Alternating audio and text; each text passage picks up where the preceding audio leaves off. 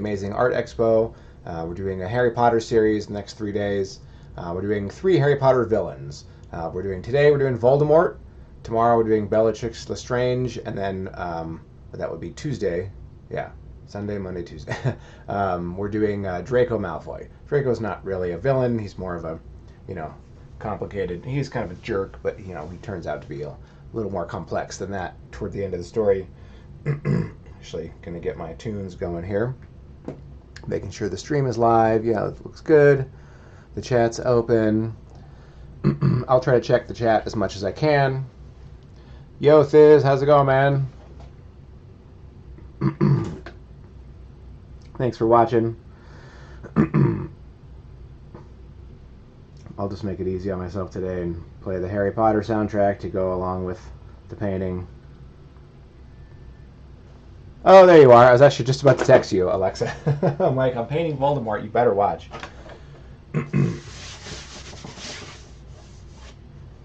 All right.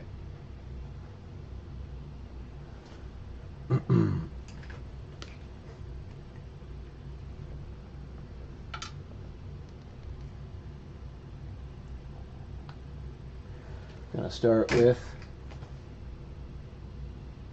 I'm gonna make this one easy on myself. I'm gonna do. I'm gonna try out this color I got, ultramarine violet.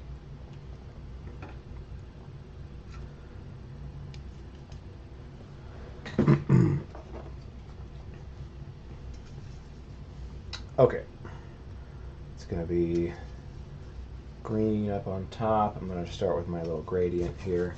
I'm starting with acrylic, and then I'll let that dry, and then we'll go to oils.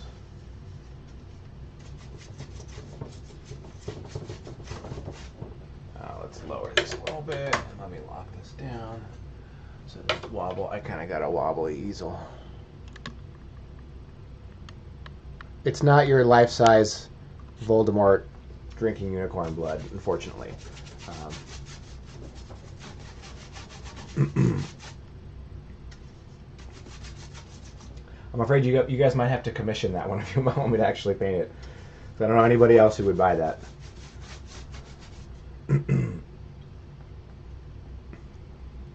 Hi there, Amy. Thanks for watching. Okay, I'm trying out this color. Ultramarine violet. It's supposed to be a real transparent purple. Man, I'm awful coffee today. Sorry about that.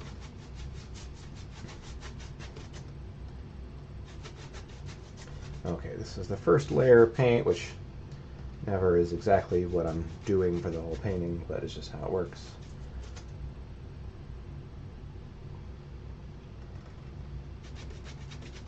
Yeah, that's gonna have to dry. Okay, let me get my fan set up.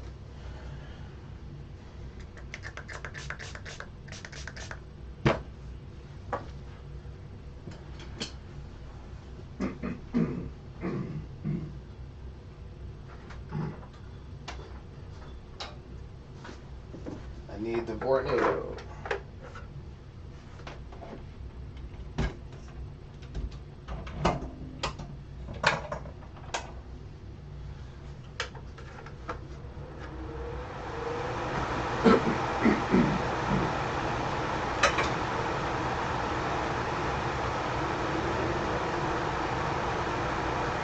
Yeah, those drips will be fine. Okay.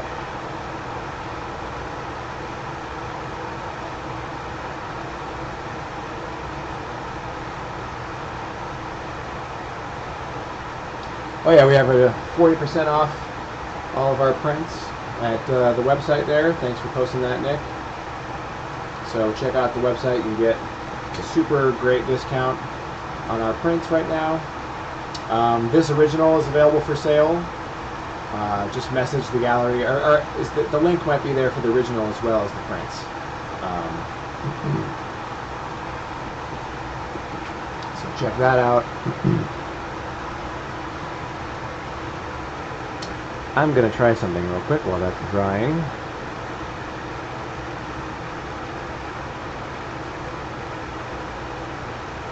I'm going to see if I can add my little sketch in the corner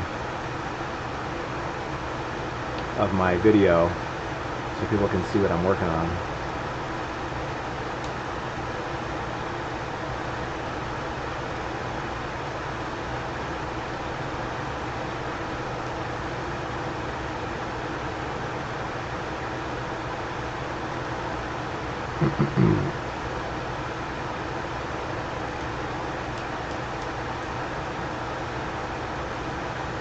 Here we go.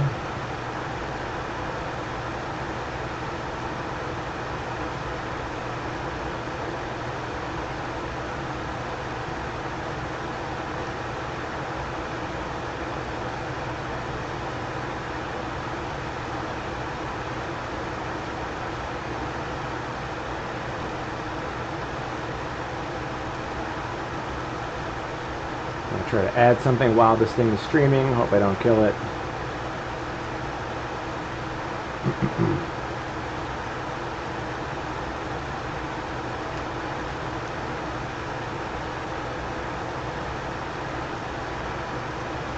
Aha, look at that. I'm going to try to add. Here's my little sketch that I did just now, so you guys can sort of see. I guess it's not really that helpful, is it? I'm like, oh, look, I'll give them something to look at. Like, they can see what I'm working on. So, I don't know if that's any better.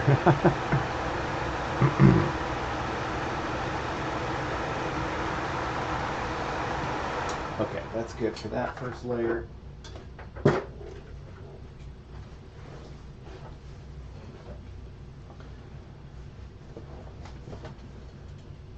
Wait, the original two? Yep.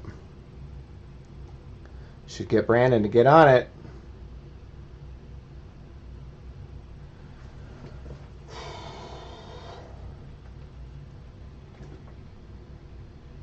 How much is the original for? Alexa, don't ask me. Look at the link. It's on there. You don't need to text me for that. I think it's on the website. This I want it to be a little darker. Maybe I'll throw another color in there.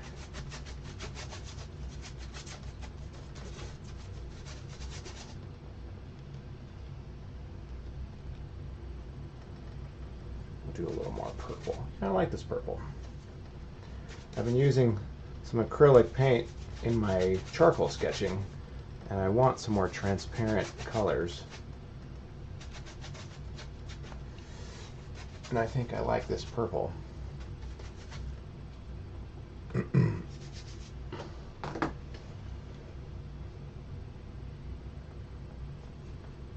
and I gotta take pictures of this too, I forget. Yeah, there you go. Hi there, Joe. Awesome, thanks, man. Thanks for supporting my work, and thanks for watching now. Let's. Unfortunately, this first bit is like literally watching paint dry as I set some layers up underneath. So it's not the most exciting part, unless you like seeing the whole process. And you can see my Hufflepuff shirt that I'm wearing. Real appropriate painting a Voldemort piece, right? But, you know, I gotta represent.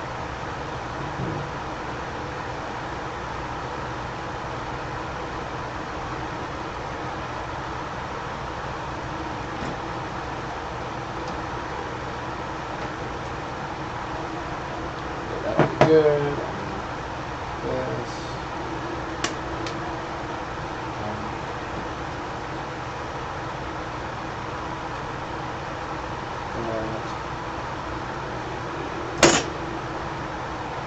So sort of getting set up here. I did this on the corner of the video. There's a little pen and ink sketch that I did like literally 10 minutes before I got on here live. I'm like, oh crap, I forgot to do a sketch. So they have an image to show on the website for the purchase link. I didn't think I had time to do it. I'm like, all right, I'll see if I can throw together a quick ink sketch. So that's just in my sketchbook. Like, while I'm like wolfing down lunch, like doing this sketch. That was fun. Okay, we're set up and we're working, so we're good.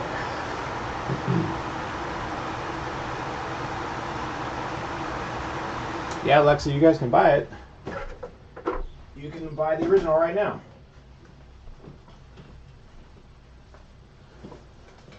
it's on the website, which means it's anybody's game. So, okay, now I want that a little darker, and I want to do some red now. Red or alizarin? I think red.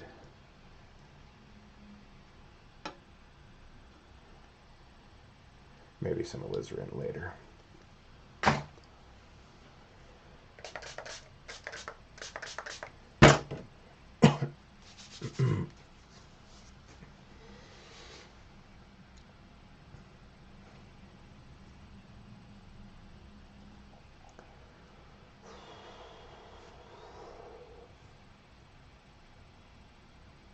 And then what's up there? I kind of like that purple. Let's do a little bit of that up on top, actually.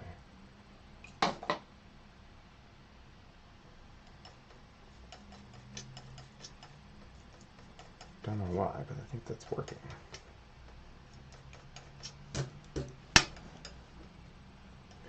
Villains are always green and purple and stuff. Oh yeah, this is a really nice transparent color. I'm definitely going to use this in my sketches. Anybody who follows me on Instagram or Facebook, you've seen my sketchbook sketches that I post now and then. Sometimes I'll do a charcoal sketch colored in with acrylic paint.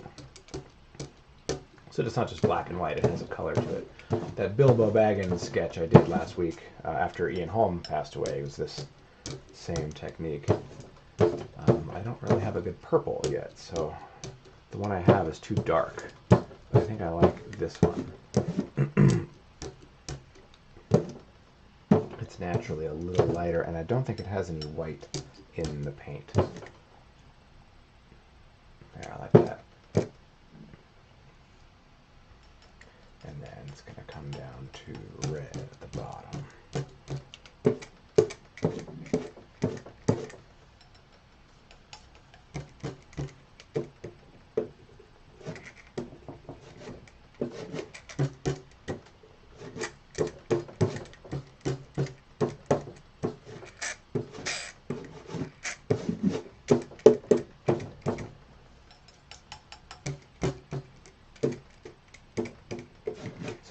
Sort of fiery quality toward the bottom of the piece here.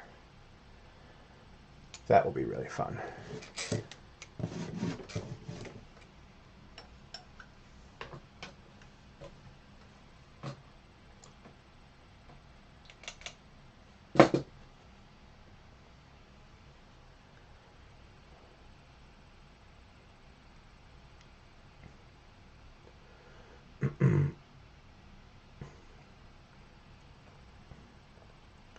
Yeah, let's go ahead and make this top darker.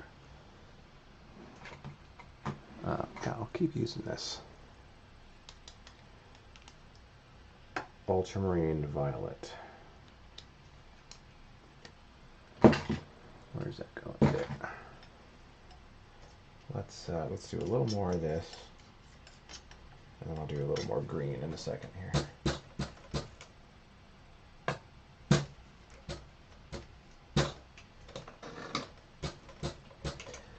So, yeah, thank you guys for watching. Check out the website. There should be a link there on your streaming window there to buy prints of this piece or the original, unless Alexa's beating y'all to it. She seemed pretty hot on that one. And then you can just follow us if you want to watch more of these videos. We're doing 3 in a row, today, tomorrow, and Tuesday. So it's today's Voldemort, tomorrow is Bellatrix Lestrange, and then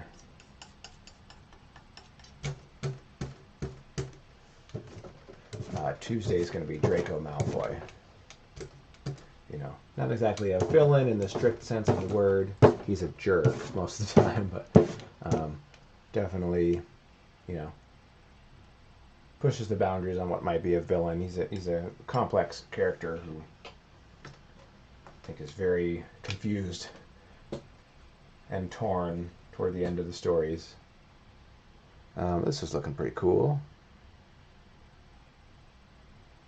I think I want this a little darker here. Maybe we'll do a little mixture of red and the purple here. Maybe around the edges.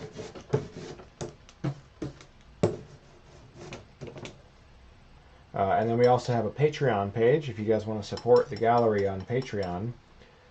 For as little as $1 a month, you can help us continue doing these live streams and to support our gallery in general, since we can't travel and do shows right now, but we can still bring you these live painting videos, which are a lot of work, so we definitely appreciate the support.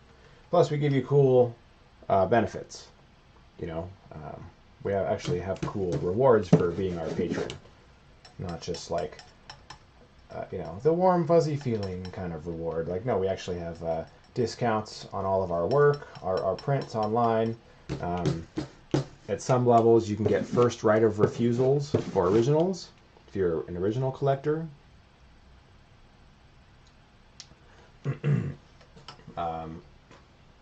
We have access to some of my original sketches, like concept sketches for some of my paintings and other works that I've done that aren't available to anyone else, and cool stuff like that.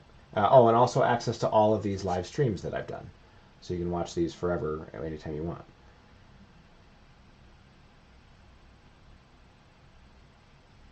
Let's take another picture of this.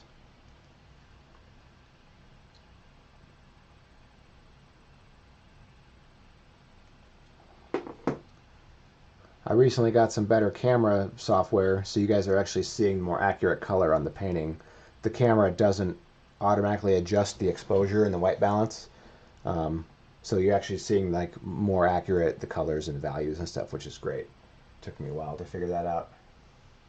All right, let's blast this again with the Vornado. Yeah, this is looking great.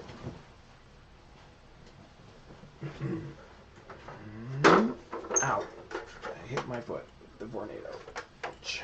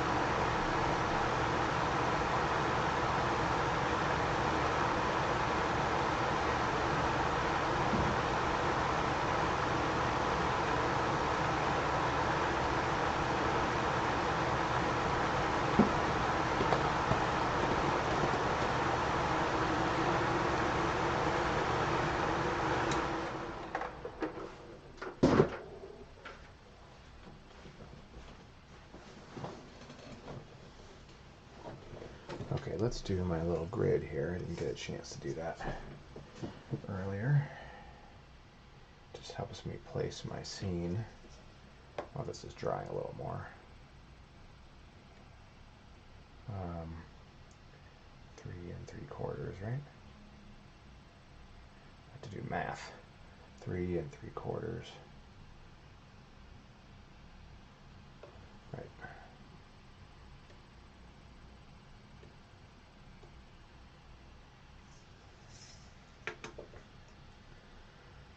Three and 3/4, 7.5, 3 3/4.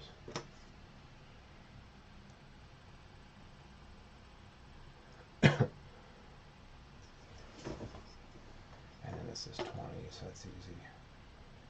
5, 10. Doing a grid like this is a super helpful and easy way to place your image. I just do the dots in between the grid. I don't draw the whole grid because then I don't have to cover up those lines later. It's super helpful. It's a little technique I discovered. I can imagine where the lines are. I don't need to draw them in.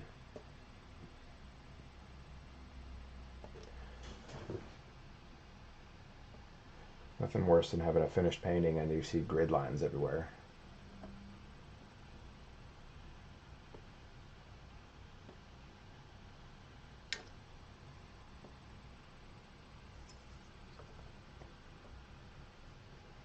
Plus it helps me keep my paint more transparent and I don't have to cover up something like that.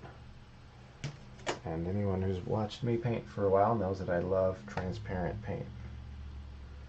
Transparent layers is really what I love.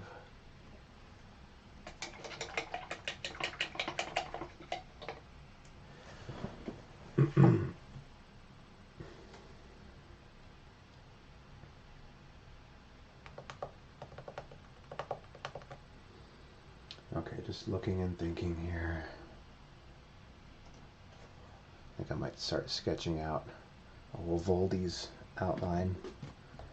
He's got sort of a rim light around him.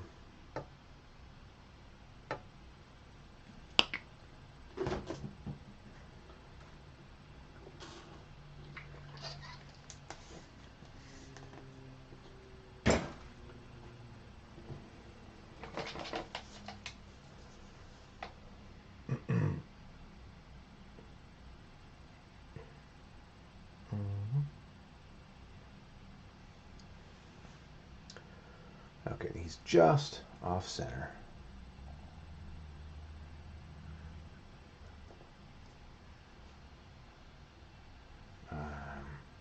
Let me actually do something real quick. I had made sort of a second set of grid lines that were going to help me pretty well. Like in those half marks. Just because some of the forms get real tiny here and I need, just helps me place them a little quicker.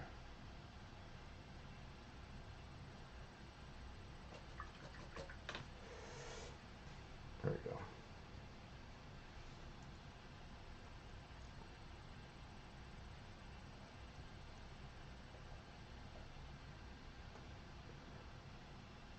Head.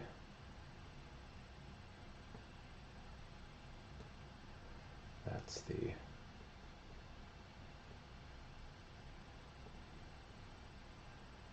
just behind the ears, that occipital bone there, that's a little wider.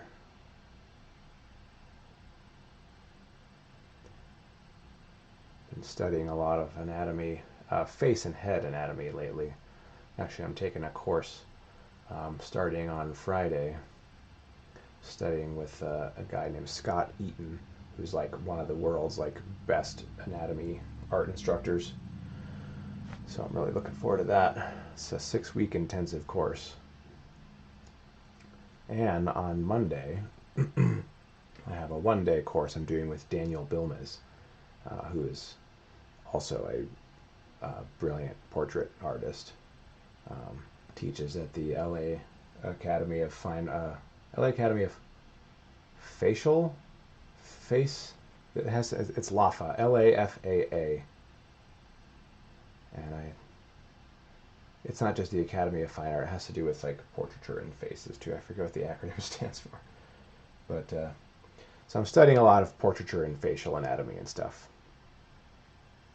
which anyone who paints faces and figures, if you're not studying figure drawing, anatomy, portraiture, then you're not playing the same game as the people who are.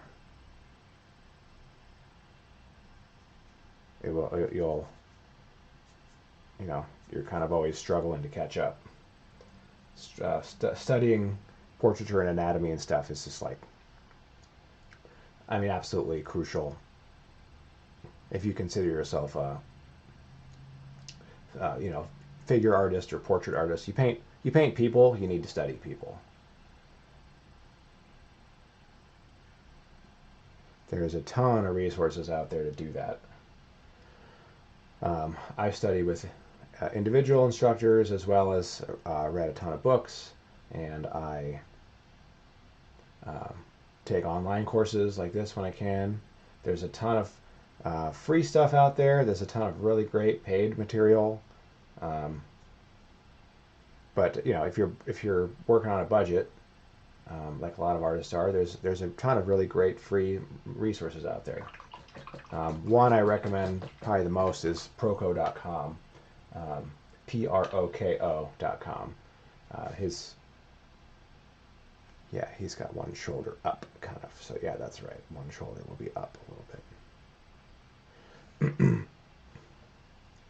So yeah, if you want to study, I definitely recommend Proko. He's awesome. Stan Prokopenko.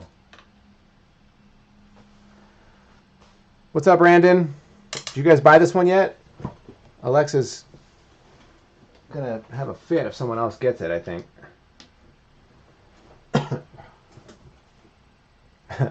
Just a heads up.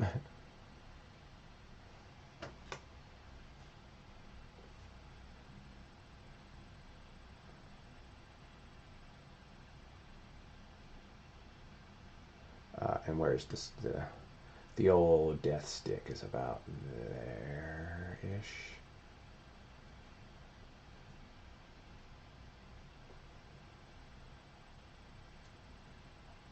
Ye old death stick. Old, of course, has an E at the end.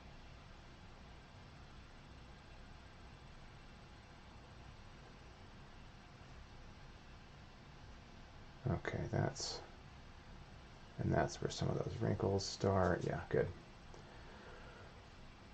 He has ears somewhere in there. About right on that plane there.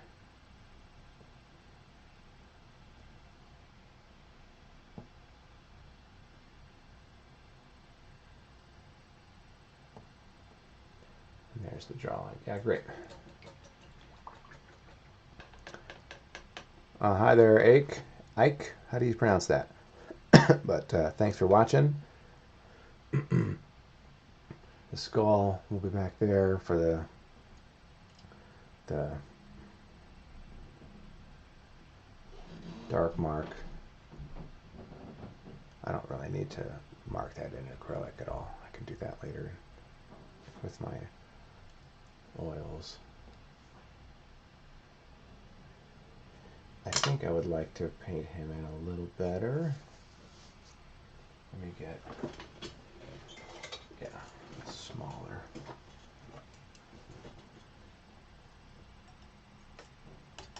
Let's do some green and purple. I like that.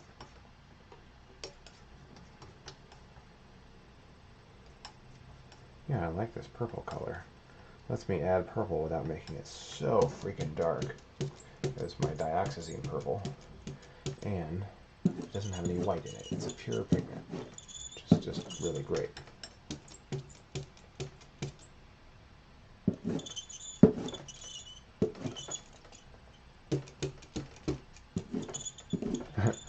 This sound of this tool almost has a creepy creaking sound, like something in a horror movie or something. It's almost appropriate for painting a Voldemort piece, actually.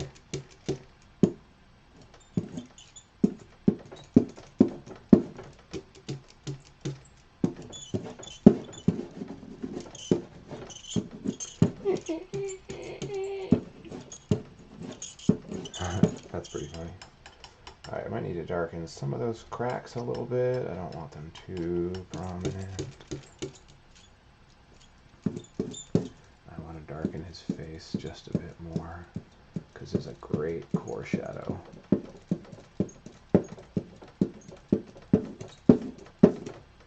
And then his hand as well. This is not the most precise tool, but that's okay. I'm still pretty large.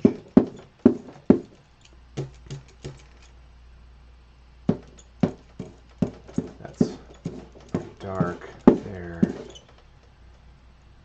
So there's a silhouette. We're starting to see that come out. You believe you are. Oh, awesome. You guys are going to love this one. And I can just drive it to your house.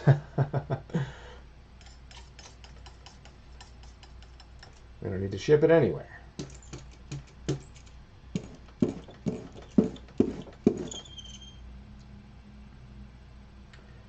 Let's extend that down a little further. Not too much, because I like the red on the bottom. It's pretty cool.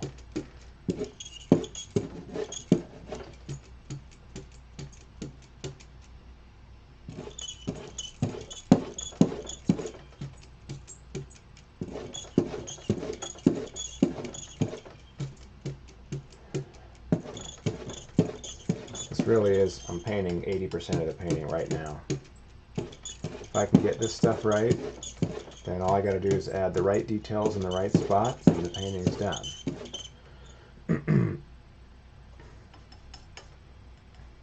This is something I've been working on for years, trying to figure out how to do this. Slowly over time, putting this together.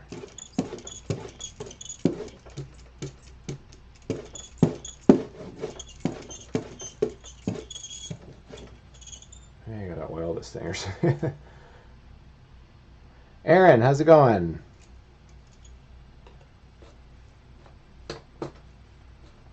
Yeah, I think that might be okay. I can maybe do a tiny bit more in the corners.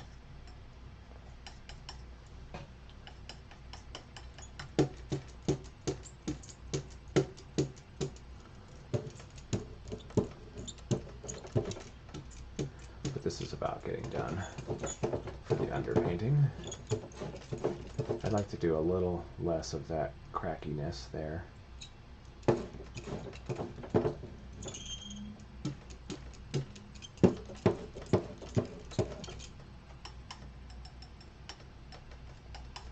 It's funny, when I'm concepting a piece, I have an idea of what general colors I want to lay down, but I can never ever predict what it's going to look like. The real colors and textures are always better than what I was imagining.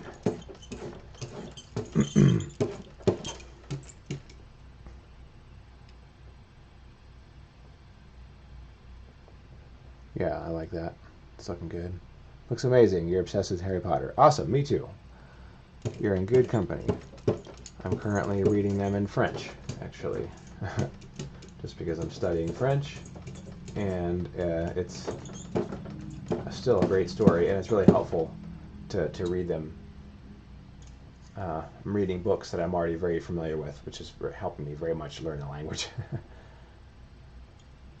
Looks like his coat or his cloak, whatever, flies out to the left a little bit.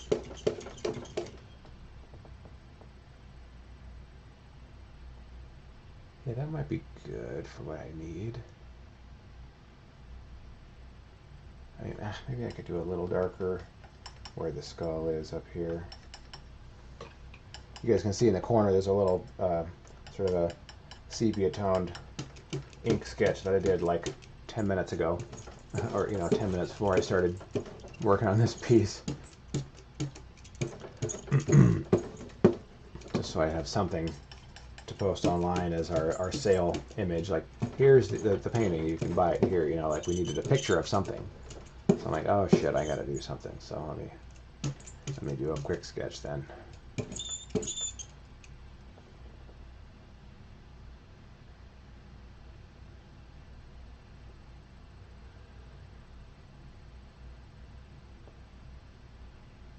Yeah, I think that's looking good. I love all this texture.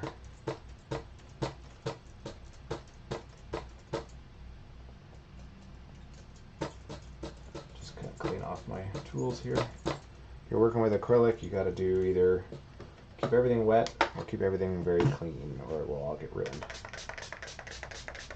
So this is acrylic now, and then once this dries in just a few minutes, I can go oil on top of that. I love acrylic to do all these fun texture-y abstract layers and stuff because it dries so quickly, and I can add layers and layers on top. But then any kind of real subtle rendering I would never do in acrylic because it dries too fast. Oil stays wet and I can push it around and do more subtle atmospheric sort of things.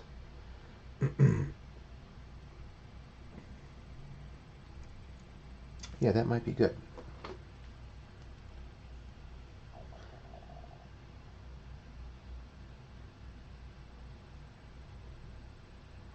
Okay.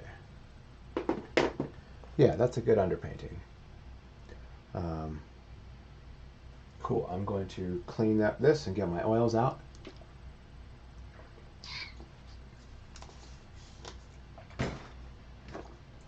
Use that.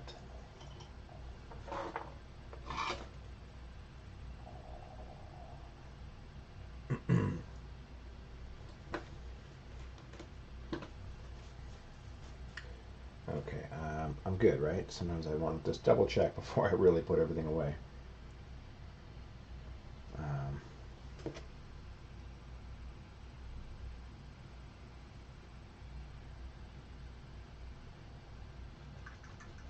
Yeah, I like it.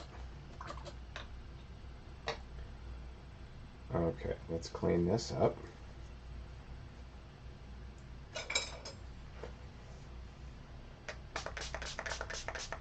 Thank you guys all for watching.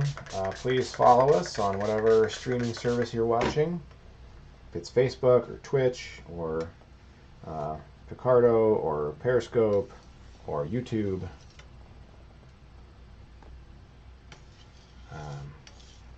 We stream to all of the things.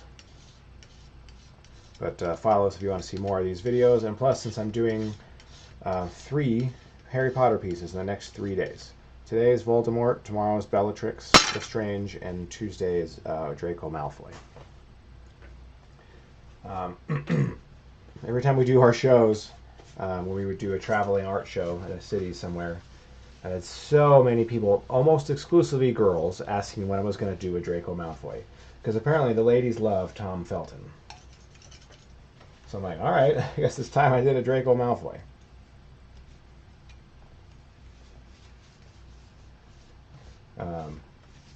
This all sort of stemmed from me doing. I did a random fun painting of Voldemort. I'm sorry, of Dumbledore 3 weeks ago or so. Same size, 15 by 20. There's the prints of those are on the website too, if you were curious to see the image. I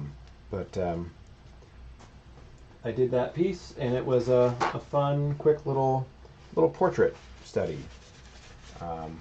And so I thought, oh, what if I just did, and most of my Harry Potter pieces have been really complicated scenes or environments, or it's a story or something. It's a lot more involved, a lot bigger of a piece, a lot more of a commitment for me to do.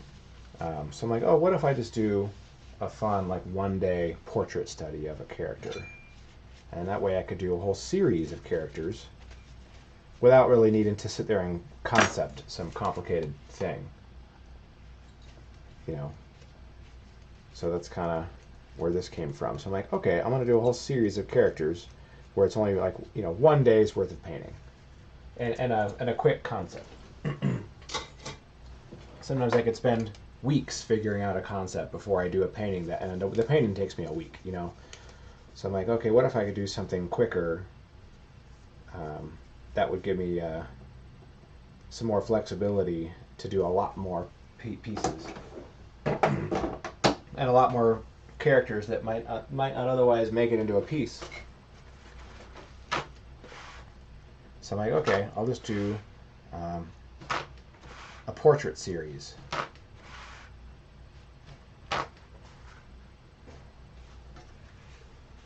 Of a bunch of characters, all the same size, all the same orientation. So we can have this awesome series. We can have a collection of all these. So this is the second of those that I've done, that I'm doing. All right, let's get rid of these.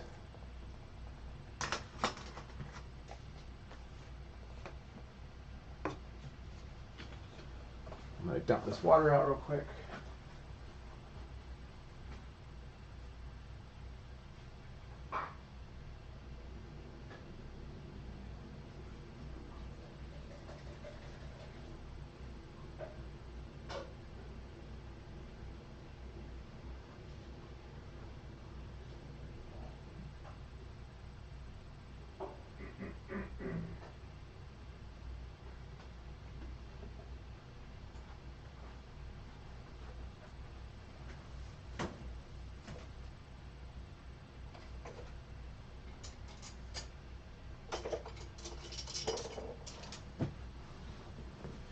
Get some brushes out for my oils.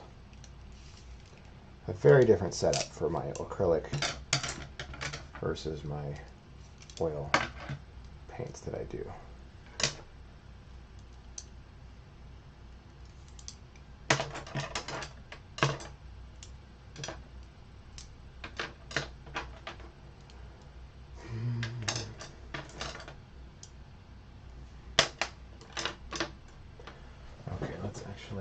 my oil paint. Get some mineral spirits going here. Click the original, correct, on the Voldemort. That's the painting, correct. That's this original painting right here. It's just like a price option on the site. But that's the correct one.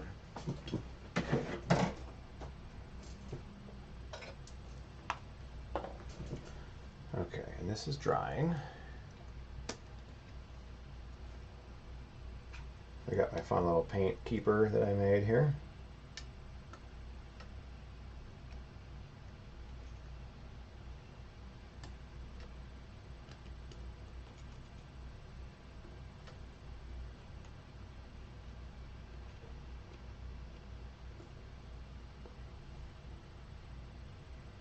Oh, anime characters. Oh, sure. I have like a series of 10 anime pieces right now.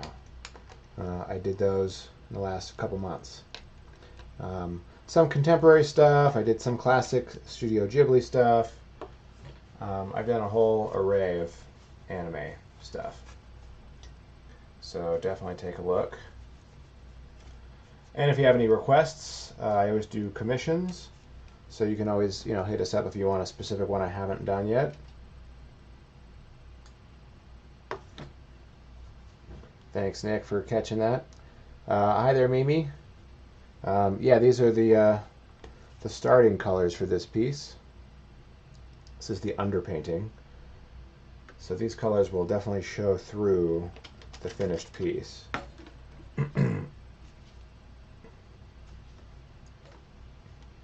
I don't have any nickel azo yellow. I might not need that color, but we'll put a little touch out just in case. I probably won't use. Oh, that was way more than I wanted. Damn it. It's okay, I'll use it sometime. That's the great thing about oil paint is it's wet for days. I can just leave it on the palette. If I'm not going to paint for a couple days, I usually put it away in these little cup things.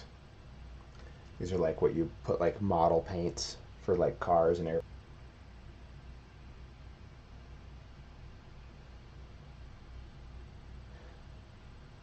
You guys got that one. Awesome. $4.95. I think that, I don't know if that's the sketch or what. The original should be a little more than that, unless that's the sale price. That's what I don't know. I haven't looked at the price for everything on the website, so.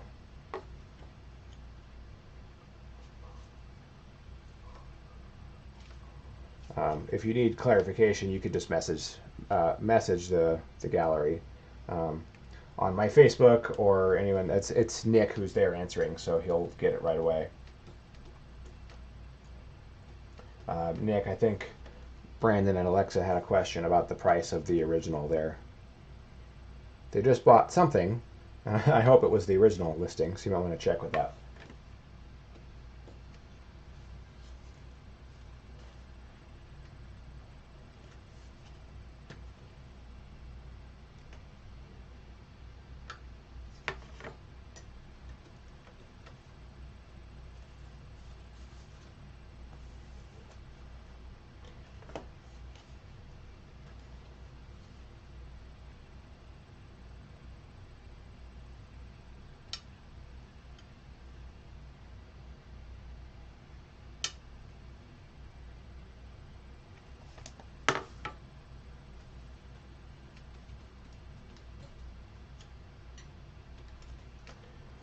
Okay, just getting all my paints out here. This one, and you got another original. Awesome. Which other original did you get? I don't think you guys had any of my originals before, so there you go. Now you guys are collectors. You had a couple of my prints.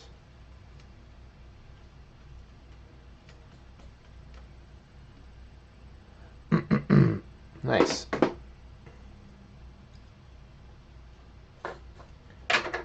Well, congratulations on those guys. That'll be fun.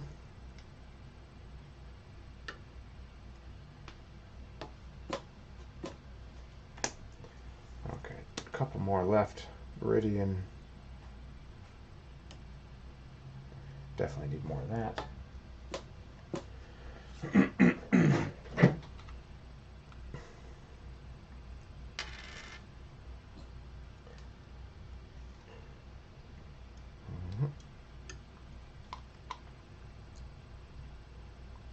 then good old phthalo. I actually need phthalo green yellowish, which I don't use very often, but this one I might. And you bought the buckbeak. Oh, awesome. Was that Harry meeting buckbeak? Where he's in the forest and he's like reaching out to pet him or whatever? Yeah, that's a fun one.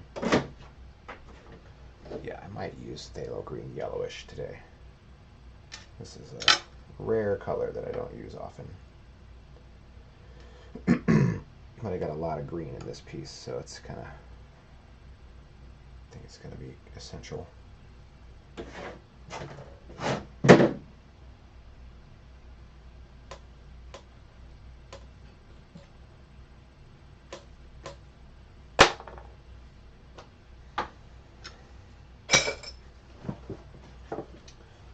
And I will need some gels.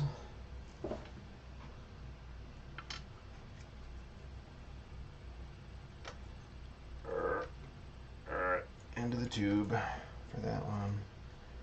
Squeeze a little more out of that later.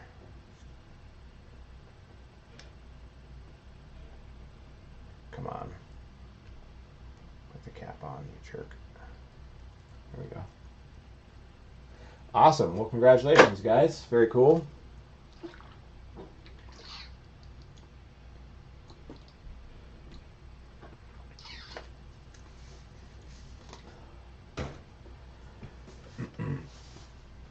And let's get a little of my wax medium.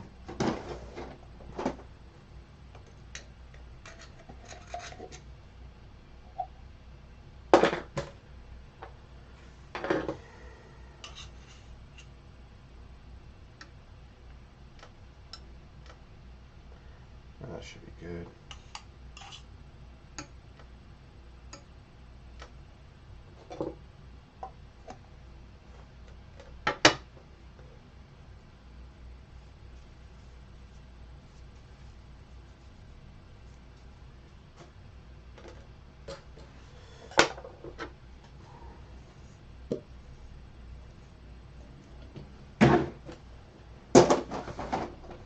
Okay, I think we're finally ready to start painting here.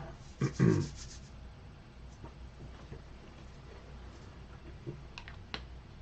that's just how it happens when you got to completely switch different paints in the middle of the piece. A little more white. Definitely will use that.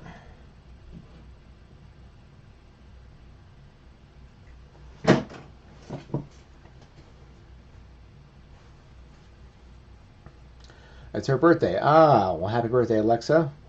This is a fun birthday present.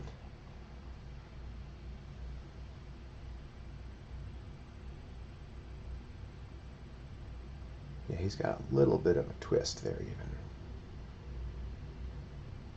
Yeah, okay. Good to notice.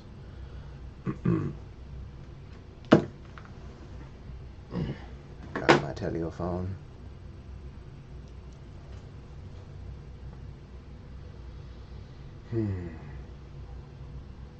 Yeah, we'll go ahead and do Voldemort first. And we can fill in behind him.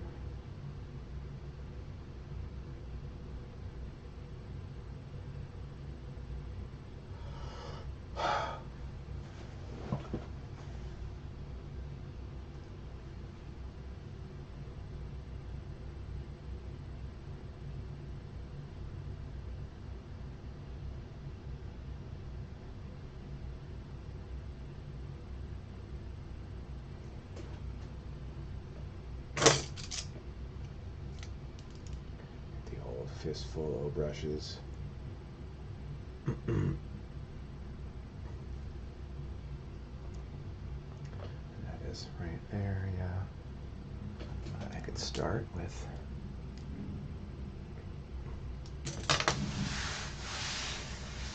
this is dry, good.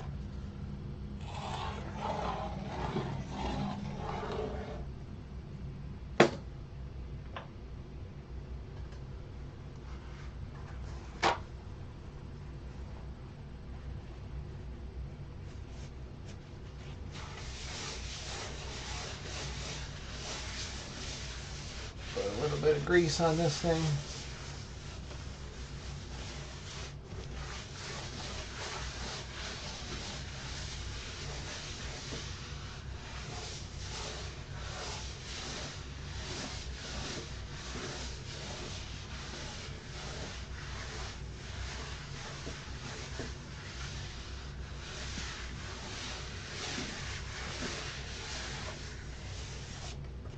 Just gotta oil it up so it's not dry as a bone.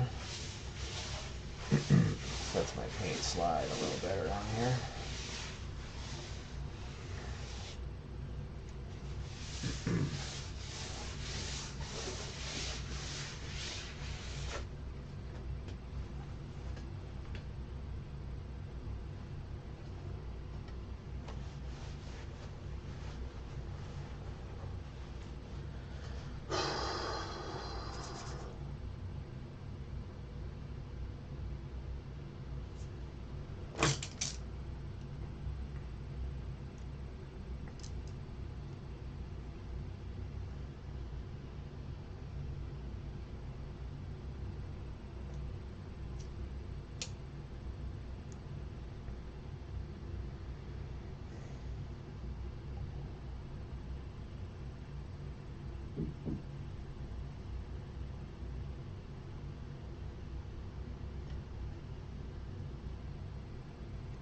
That's a weird skin color.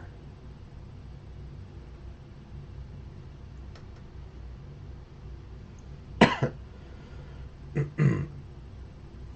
little lighter.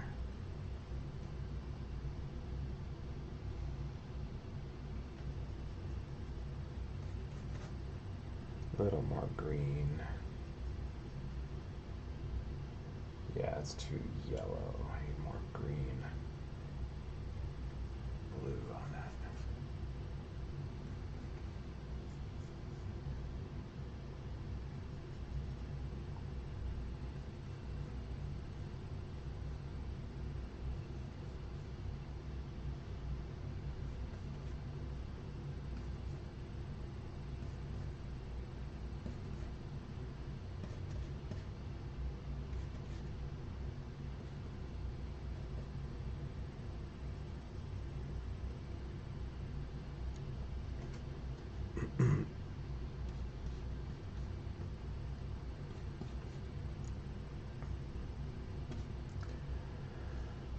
Here's a nice core shadow here.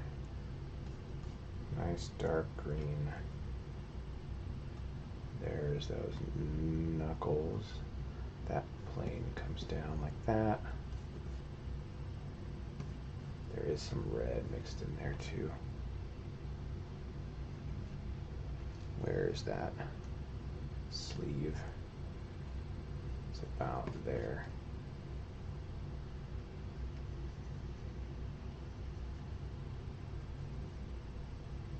Yeah, it's kind of a weird pink.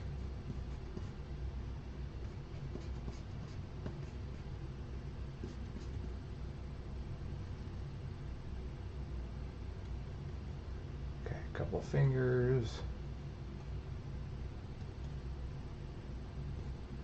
That's pretty dark up there too. Alright, that's good for now. Hey Matt, how's it going? Haven't seen you watch in a while. Glad you can make it. Seemed like you missed my last 3 streams. I did a Lord of the Rings series.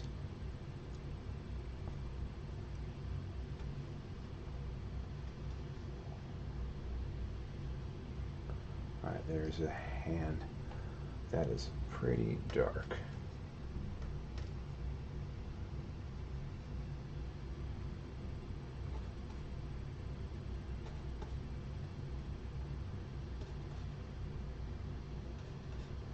Yeah, there's a hand there. That's a really strange foreshortened thumb. We'll get that later.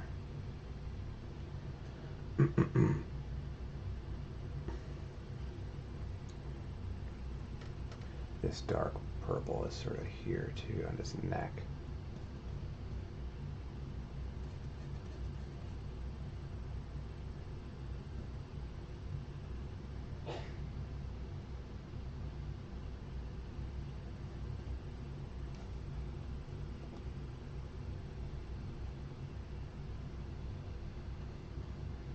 A little lower there for that jawline.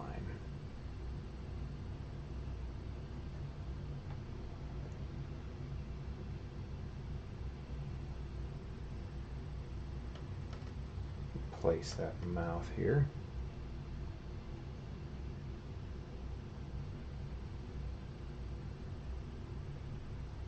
And then there's the plane under the chin. Doesn't really have a nose. There's no plane there. That's just odd. But I guess that's just Voldemort, right? Eye sockets are about there.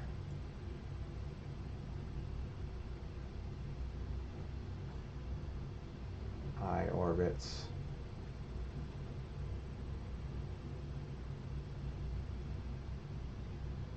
He's got some big old brow ridges, man.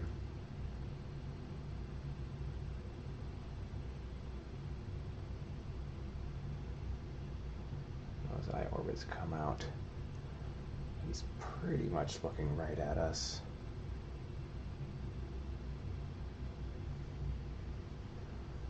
A little bit on the ears there.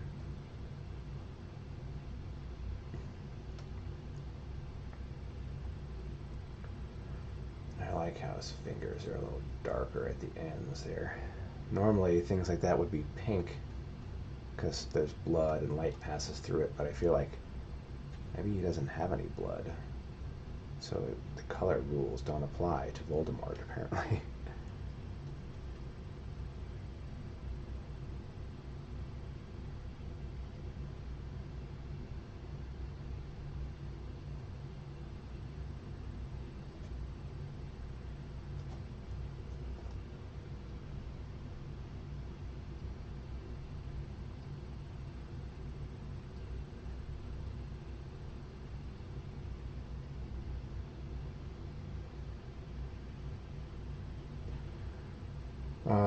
We're going to see the wand here, which is going to be a little higher up on the fingers there.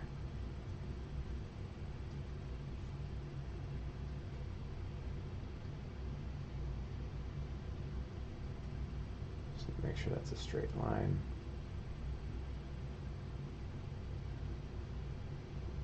Comes right there, we go.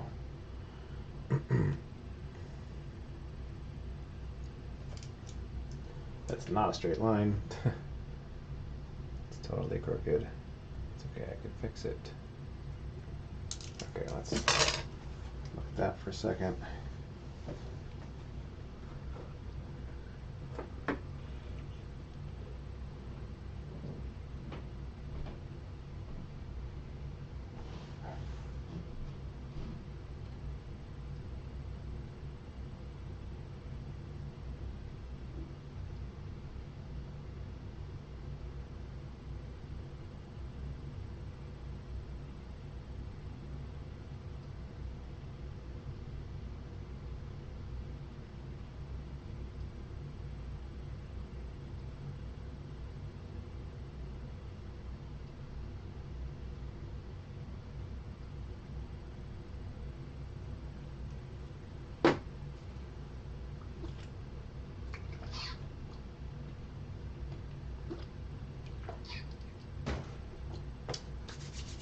Can do his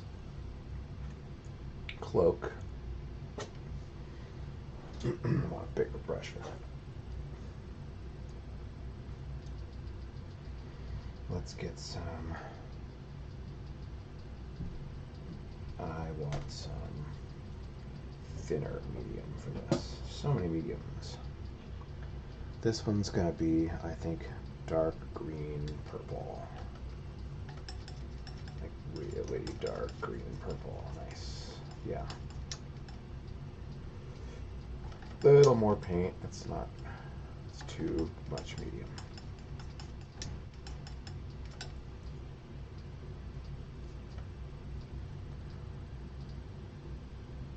Yeah, right there. I'm going to try to do this in as few brush strokes as I can.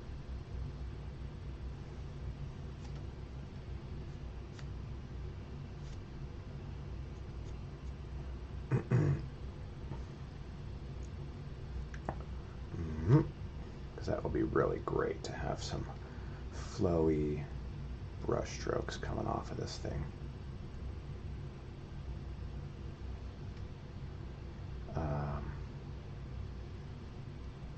I gotta paint around his fingers. Shit.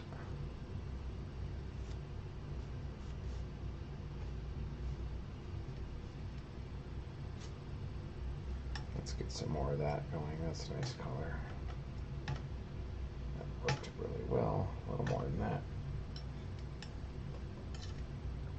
A little more medium. That's a little too much medium. Let's mix some other colors in there. Let's find this arm here.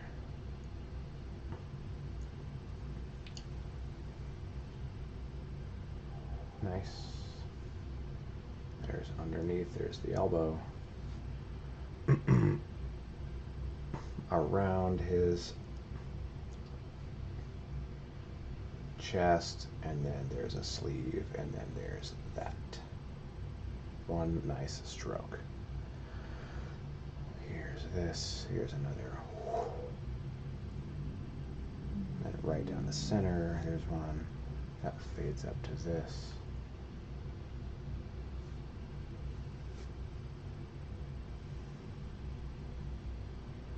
Here's the inside of his hand, which I'll just sort of fill in as dark.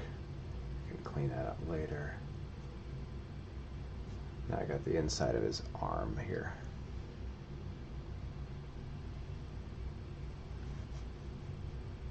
Can model that better later.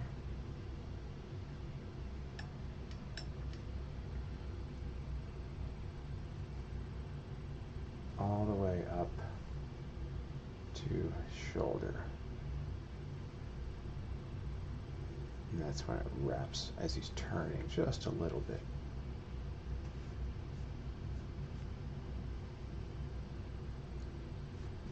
This can all be dark.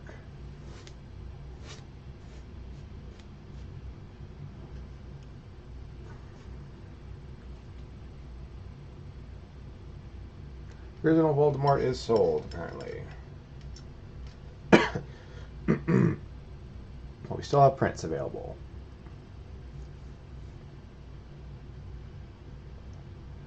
That a little bit of a chest muscle to there. Yeah, there's the pec sort of gesture. Looks like his hand needs to be way more out, like this.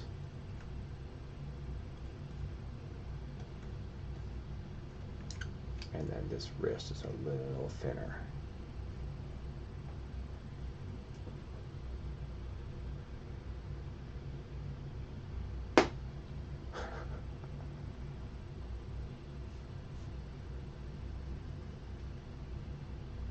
Here's the rest of this sleeve.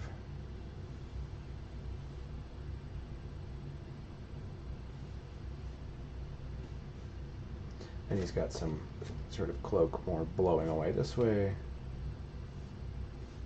That's a little darker there. That should be another color, actually. I'll mix that later.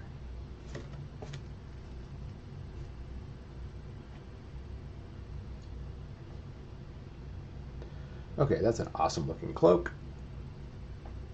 Or the crowns for one.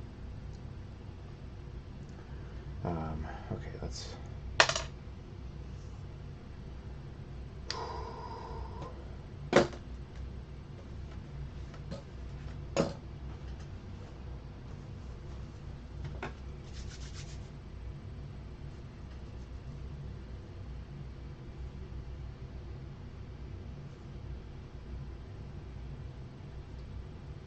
I guess I'll keep going on this cloak since I'm working on it.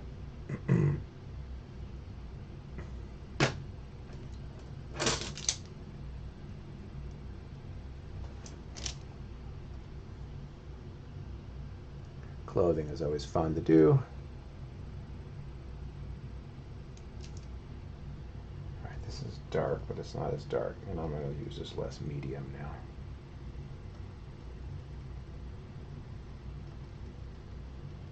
So I don't need it.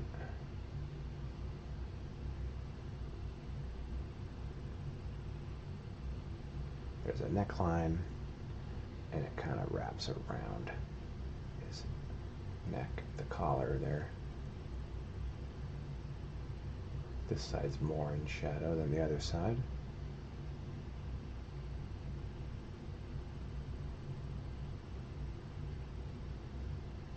There's a cast shadow from his head. Here's where that, it's a form shadow on the collar, cast shadow from his head.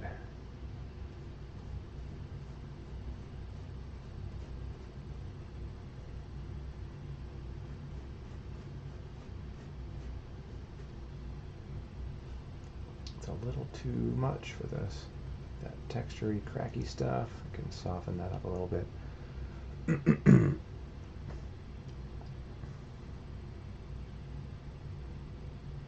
You're back. Oh, good.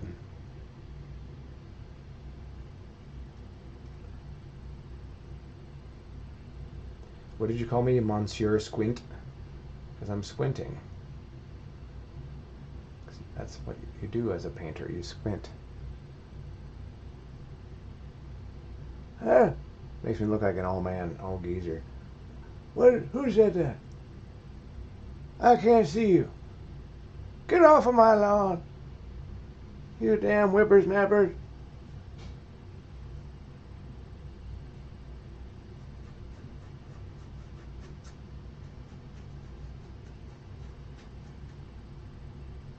There's a couple folds there. I'll get those too.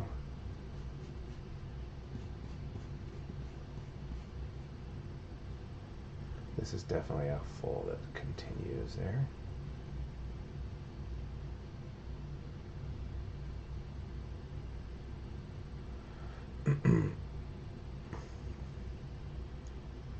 Some great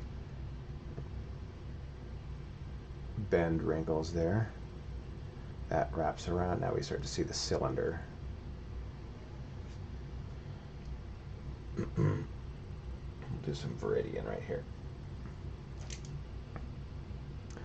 What's up, Janie? Figured you guys would enjoy this one.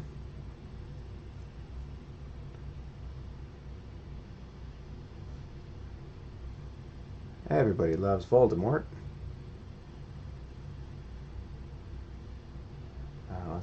Yeah, this is some loose fabric here, and it's making some interesting wrinkles.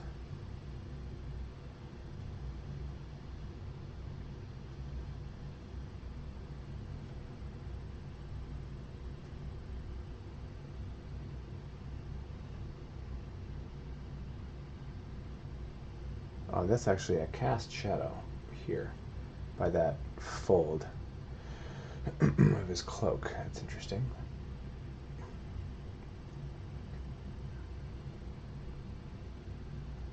Continue some of these. These are some sort of fold, direct thrust wrinkles from his other arm.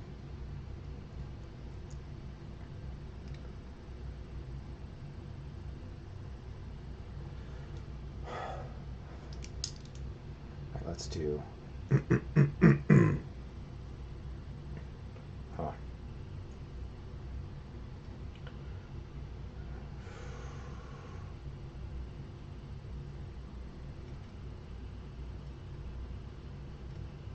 Nice. I will probably have to refix this edge later.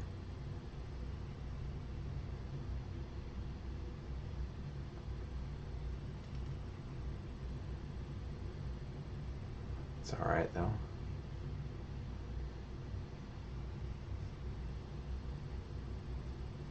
Now we start to see each one of those wrinkles come down off his arm.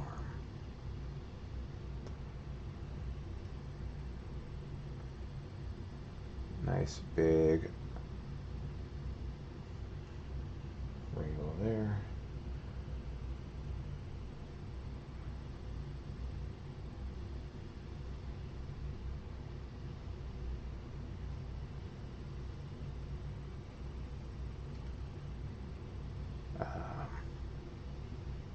Here's this one. Oh, that one actually overlaps. And then it's a cross wrinkle. There we go. And then there's a third color, which I'll mix. Could do that right now.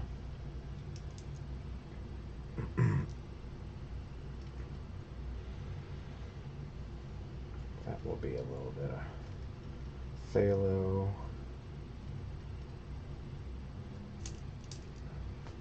Tokyo Ghoul. I haven't seen that one. You're making her watch it? Yeah,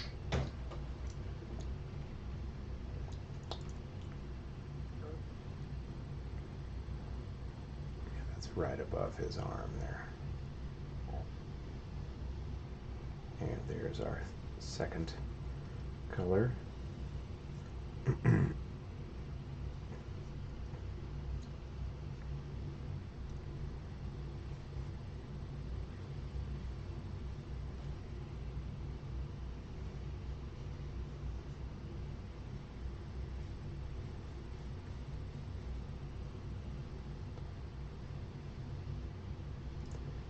Little cross wrinkle there. Yeah, and that's off.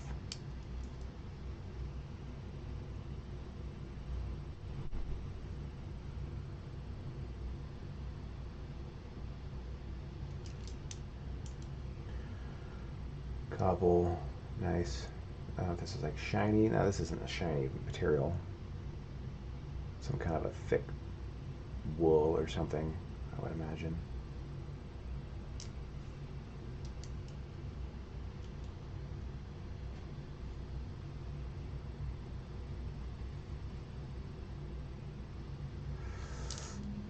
There's a nice dark something happening right there as it comes around. And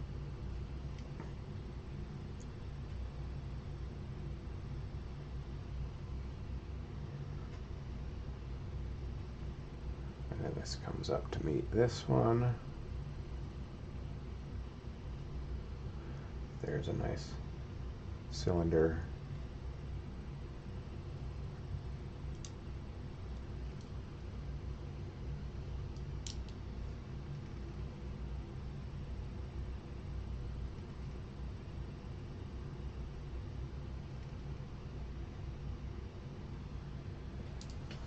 Okay.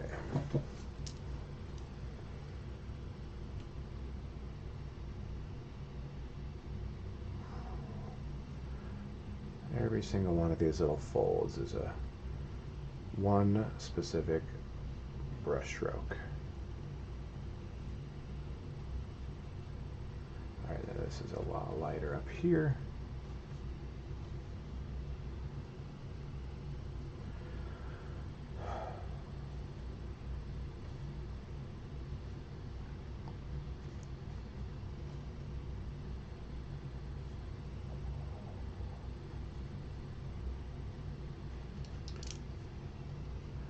A couple of these come down, the lighter ones.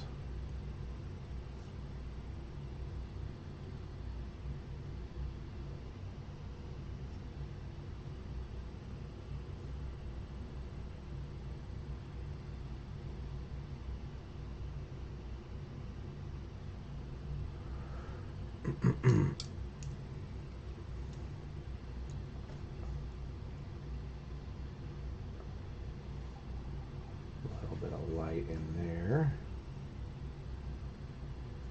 except I can't cover this one up. This one comes all the way through.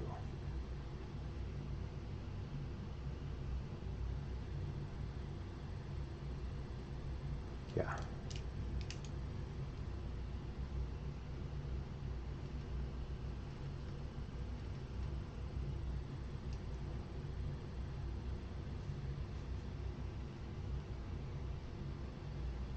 A little bit of flowy wrinkle action coming out of there.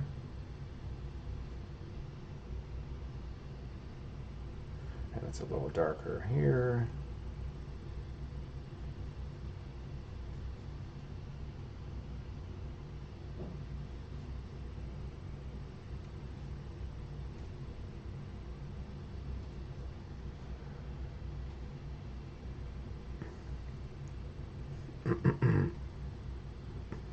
Okay, here's a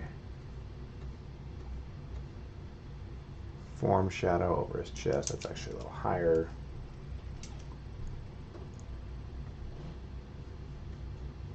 Damn it.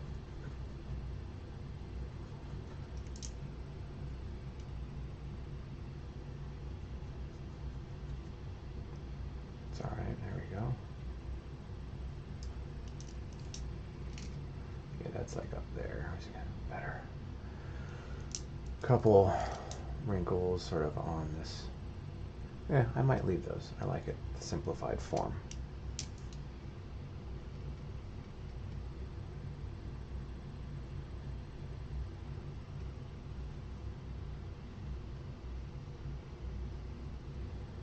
And then here's where the collar wraps around.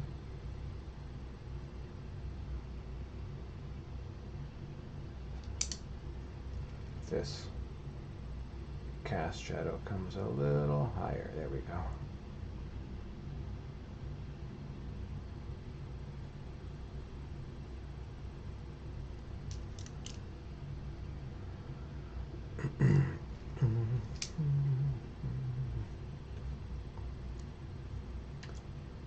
That form shadow for the chest is about the same place. Get rid of a couple of those wrinkles there. Little side plane of the chest.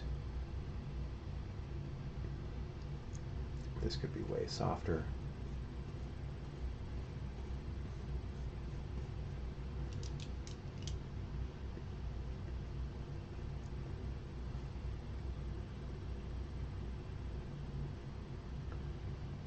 Darker here for that underneath the collar.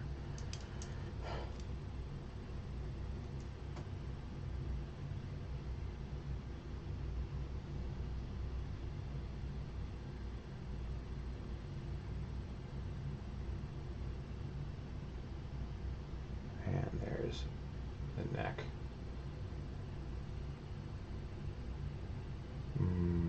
That's not out far enough. Let's make that, yeah, his neck needs to be a little wider than that. Yeah, that's better. I may eventually do that.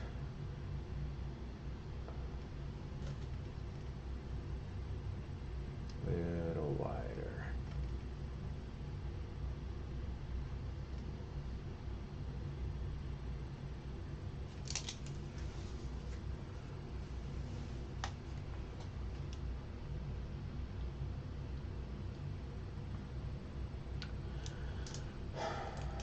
Let's get the top of this side of the coat in there. There's that fold for the cloak there. And there's just a couple more little wrinkles coming down. Okay. Now let's do the left side of the cloak.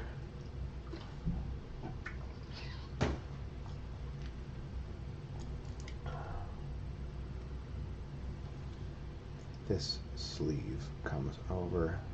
Where does that go? Here.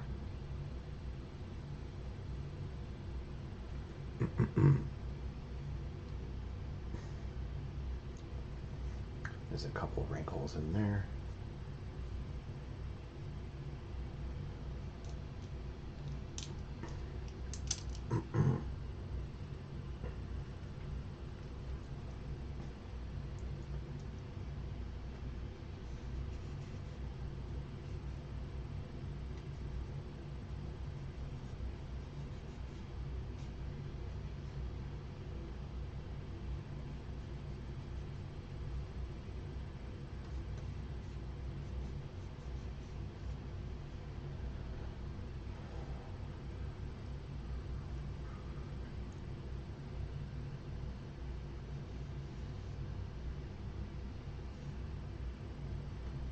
you see a little bit of the cloak back here.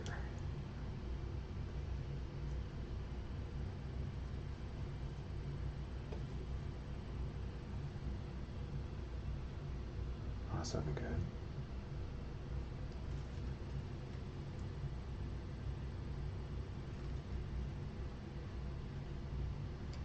Let's wrap this sleeve on top of his arm. There we go.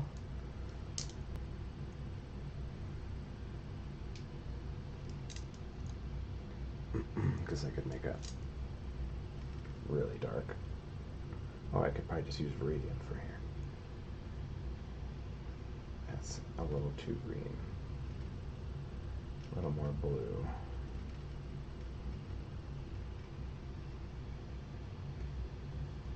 Here's the other side of that sleeve.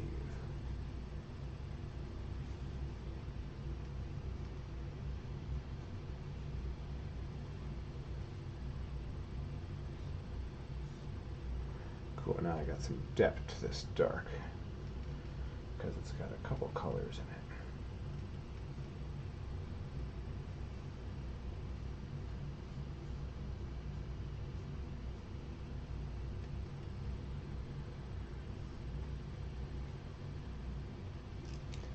This could be just a touch lighter even.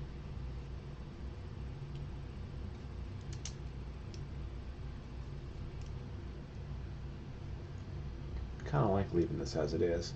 Like how it fades off into the reddish purple there on the bottom.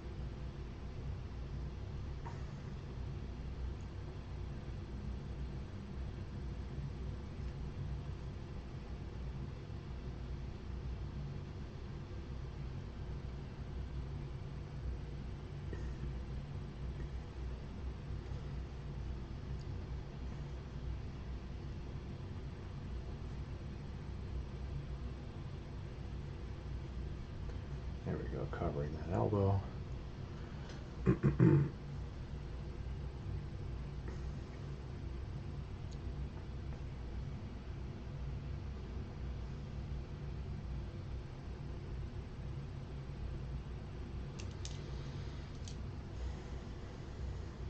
That doesn't really wrap very well. That collar looks really flat for some reason. On both sides.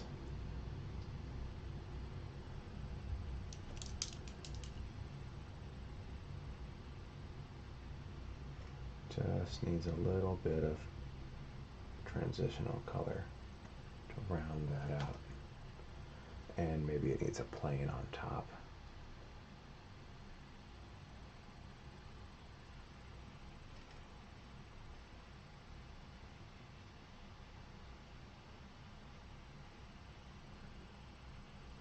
Around this edge. Because there's a shadow between the collar and his neck on both sides here. Just a hint of one.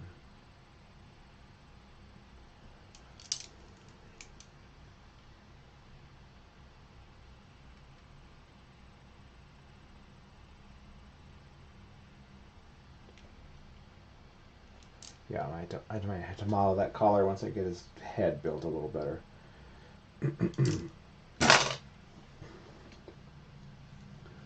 Oh, that's looking good. Let's take a picture of that.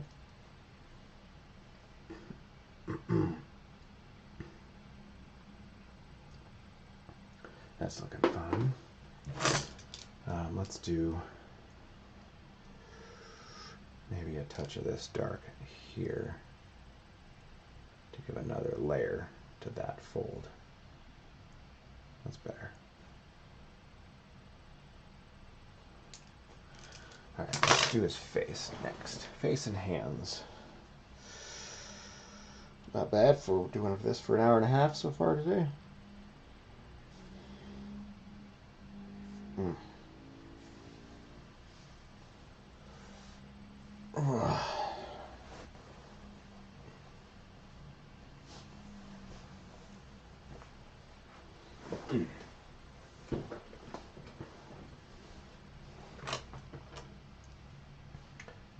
fix that edge so that is in front. There we go. That's better.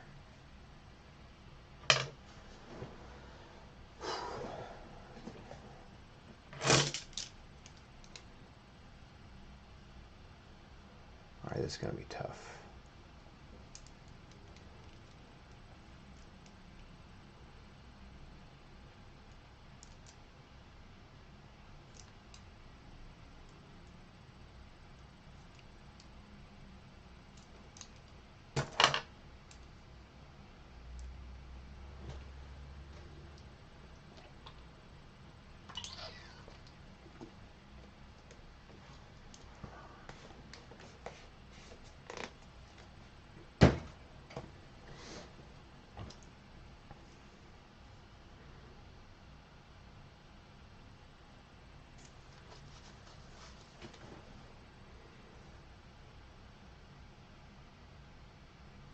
His eyes might be a little lower because he's tilted back.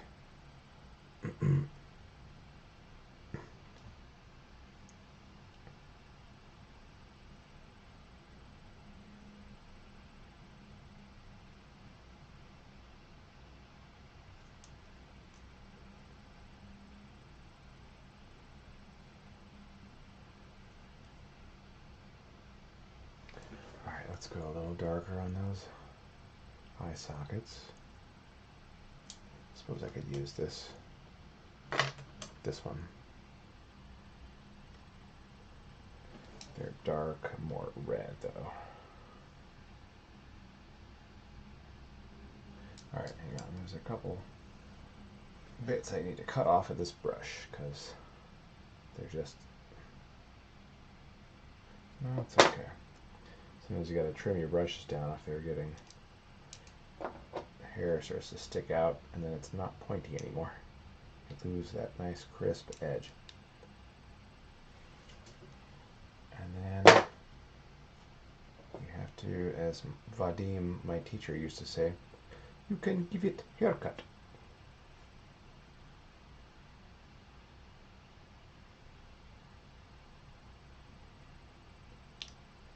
There we go. I give it haircut. There's an eye. These are some deep set eyes too.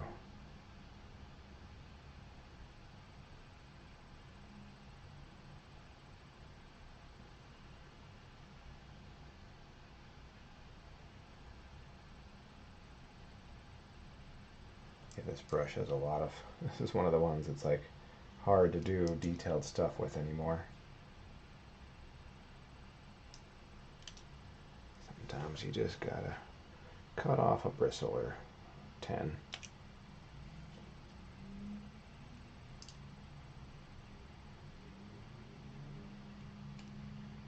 There we go.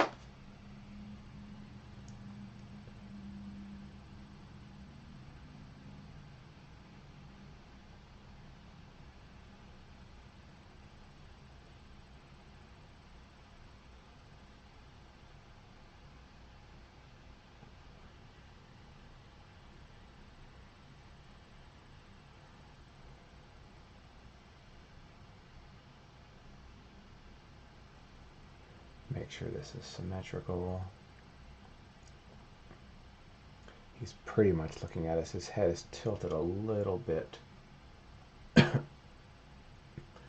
one eye might be just higher than the other. Also, I can't assume his face is symmetrical either. Some crease, anger lines there.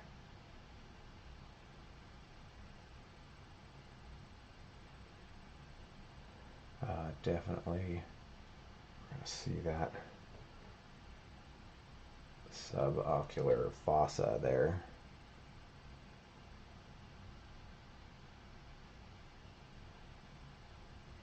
More shadow.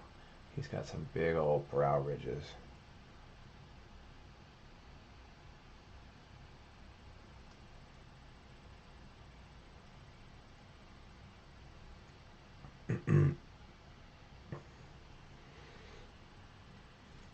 He does still have sort of reddish lips.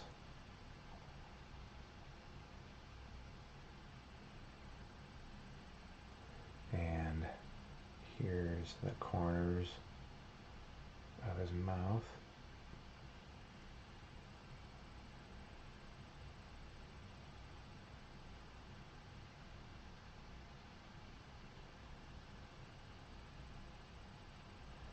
It's funny, him not having a nose changes the whole shape of his face.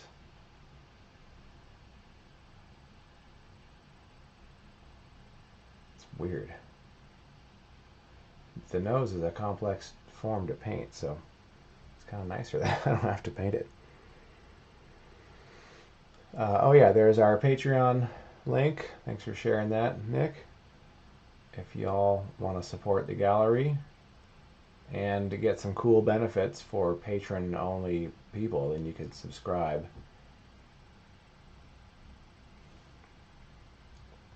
So for as little as $1 a month, you can be an official patron of my work and the Amazing Art Expo, which is our new gallery project. Nice dark plane underneath the chin. Decent plane underneath the neck there and underneath, yeah.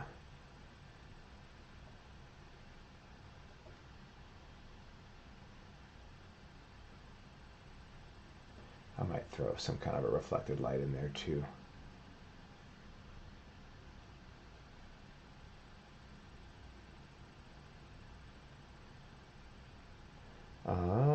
Can we see any of the mental projection there? Not really. Sorry, my big old schnoz is getting in the way, but I have to get close to this to see what I'm doing.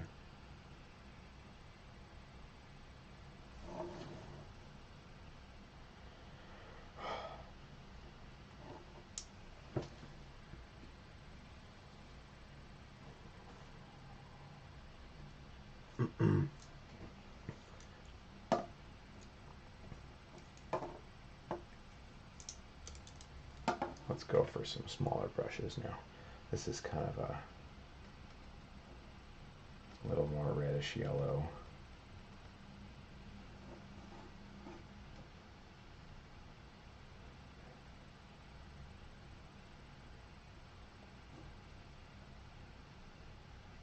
Underneath those lower lids. Still has some of the planes of a nose. But man, that is an interesting surface to paint now.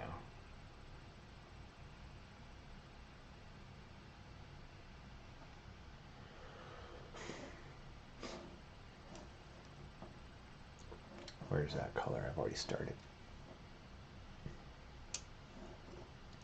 So that's kind of a lightish, greenish gray something. Yeah, so no nose. A little, almost the nasal bone.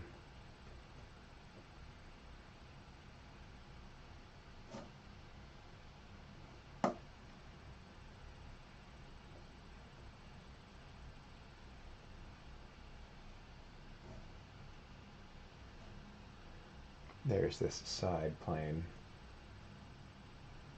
We'll just blend that though.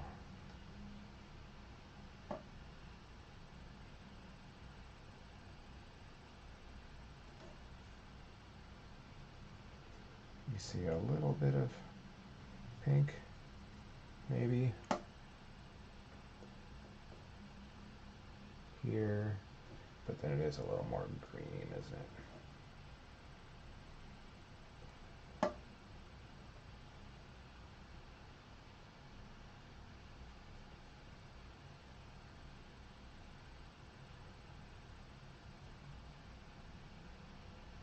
He has a little bit of a philtrum still. I think I'm just trying to see what anatomy he's missing.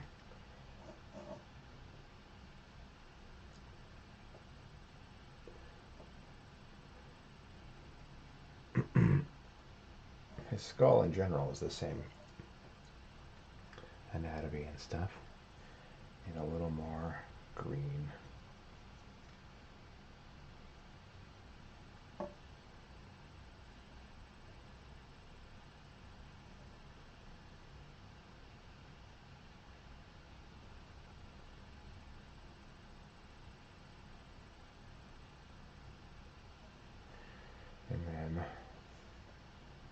This brow ridge is extra big as it comes around the eye orbits there. He doesn't seem to have a temporal bone. That's odd. God, this is so weird.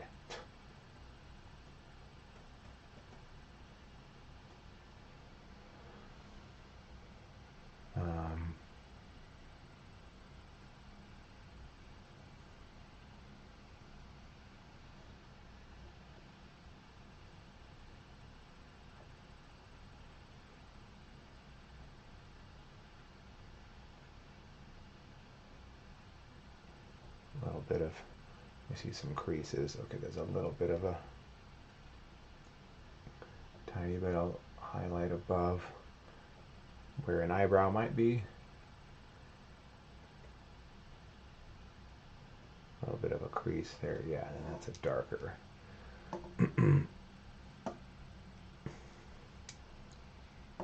We'll sort of do this dark brownish, greenish something.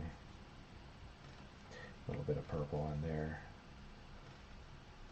I just need like a medium value for some of these spots in here.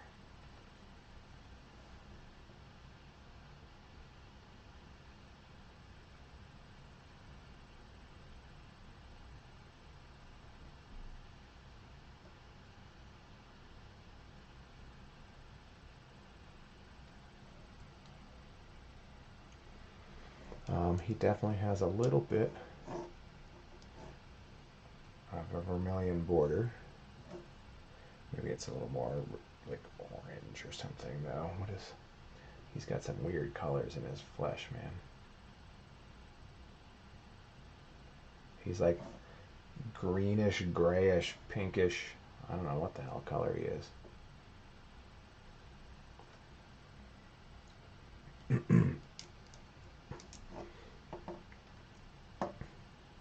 Tiny little bit of a philtrum there. We'll sort of just etch that in. Damn, how long did you work on this? The timer says 1 hour and 40 minutes. Voldemort is missing a lot of things. Oh, that's true. That's a good one. Yep. That's a good way of putting it.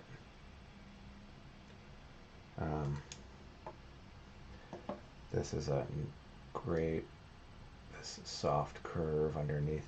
I know he's like almost smiling. Yeah, I haven't decided how much of that almost smirk I want him to have. It's kind of like, makes him look even more cruel. He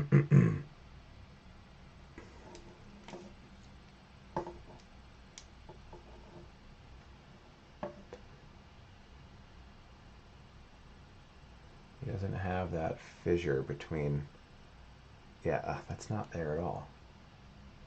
Landmarks that I usually look for that are really helpful just aren't here right now. It's just this weird round, like shapeless thing, which I guess is kind of the point, right? Okay, he's got a little bit of a, we can see a little more of his lower lip here.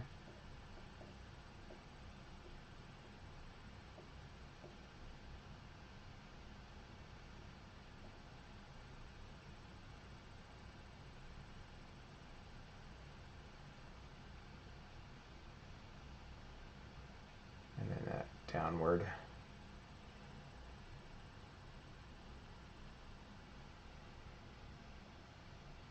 Sort of scowl underneath those. And then this plane of his chin.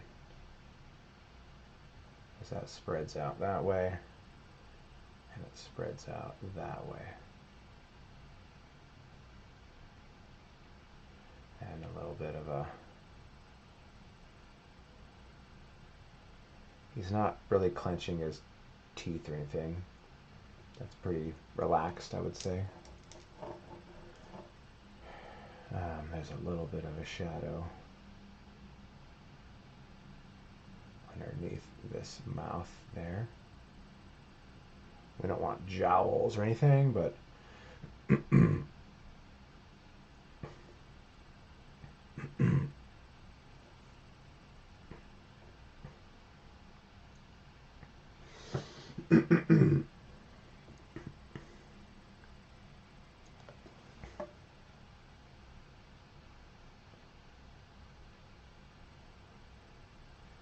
Okay, let's throw in those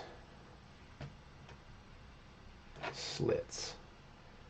Those dark, evil snake slits he's got. We'll keep those the same dark reddish, greenish color. They're about there to there. So it's almost like he has the same nasal cavity.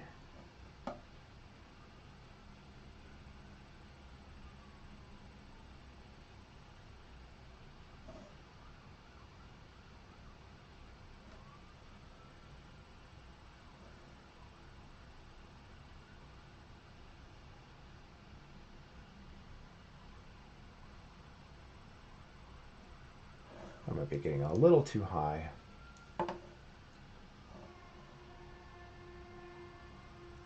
Yeah, just a touch too high. There we go.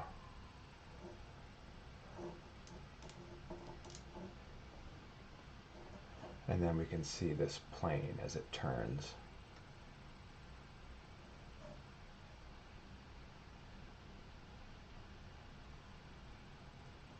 On either side of those.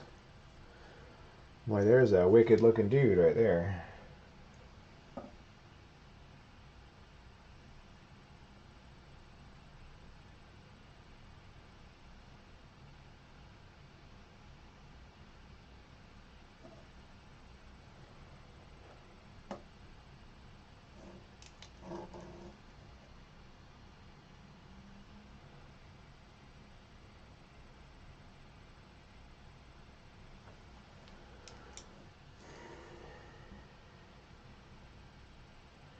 Eyes could be a little darker, and this lid comes out a little further. I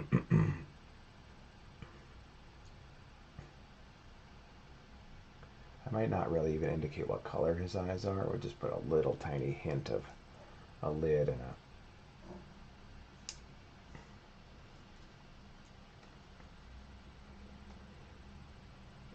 some white, the white part of the eye, which is never white, by the way.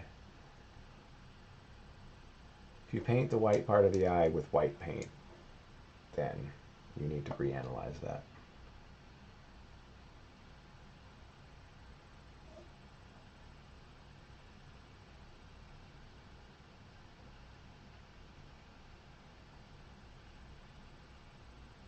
Just because an apple is red doesn't mean you only have to use red paint to paint an apple.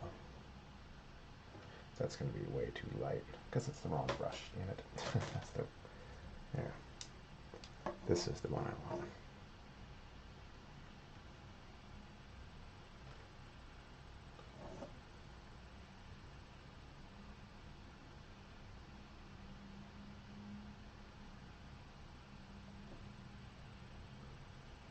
All right, let's do, okay, a little lighter.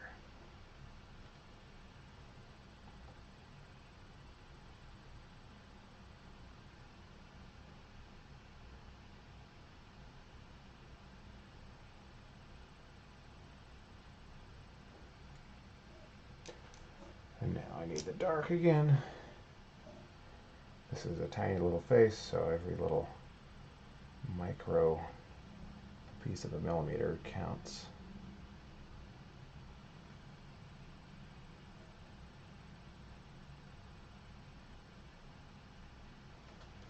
There we go. Mario, amazing, awesome, thanks man, appreciate it. I'll do a little more of that. The eyelid underneath. Yeah, he's got some really deep set eyes. And he's got hooded eyelids.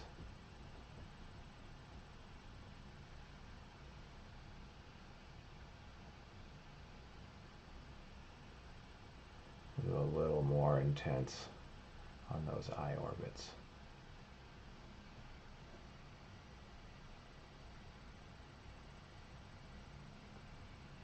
Maybe make the eye, this is these values are so close together and these forms are so tiny. It's really tough. A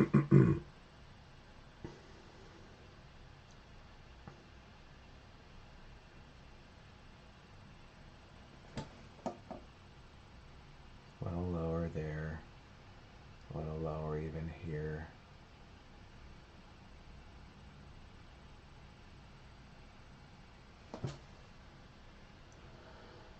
Hey Luke, how's it going? Yeah, the underpainting, I'll put some cool stuff there. You'll still see the underpainting poking through. So yeah, and I wanted that turbulent, texture-y look behind him.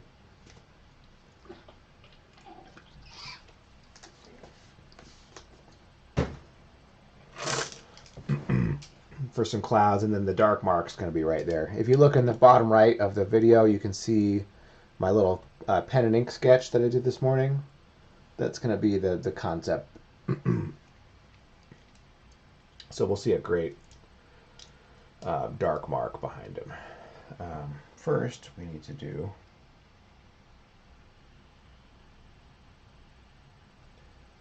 a nice rim light. This will really make his head make sense, I think. I hope. Frontal bone comes around, parietal bone. Doesn't really have much of a temporal. It's kind of weird.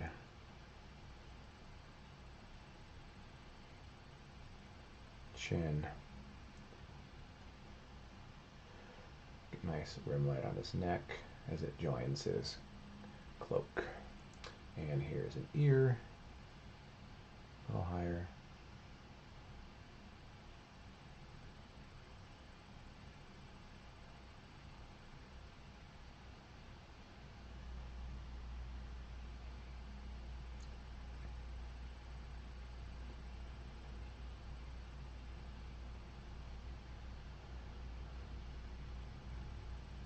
That point right on top of his head. Nice big prominent frontal bone there. Oh yeah, that rim light is making his head make so much more sense. We have two definite planes here.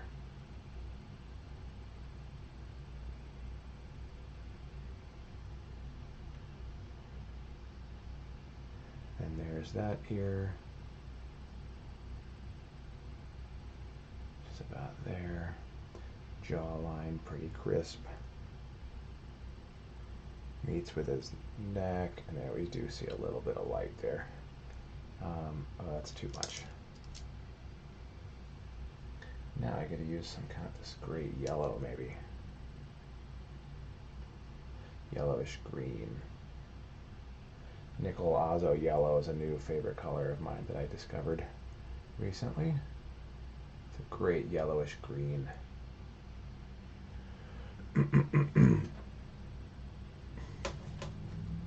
gonna work great for some of these hot transitional colors right around his head.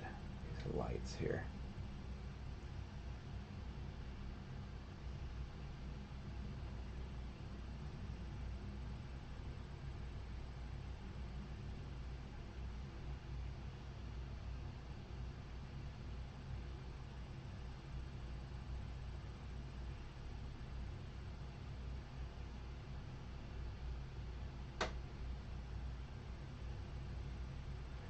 And some of these will need to be pink. Eventually, that's fine.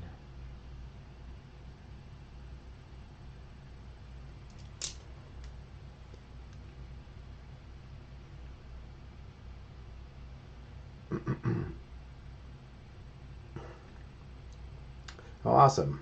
Looks like we got a new signer up for Patreon. This is going to be a new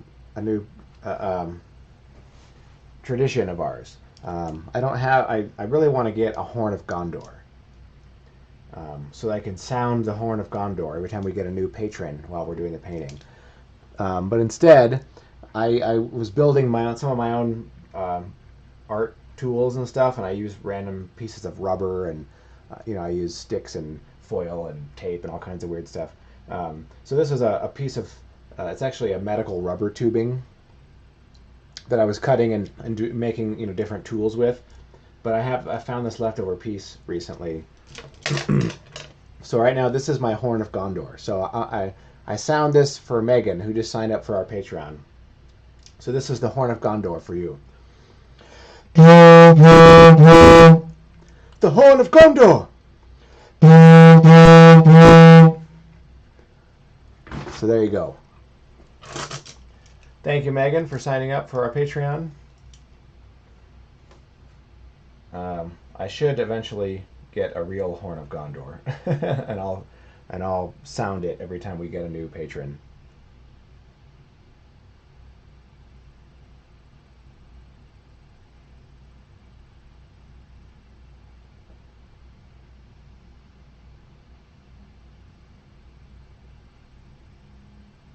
Bet none of you saw that coming.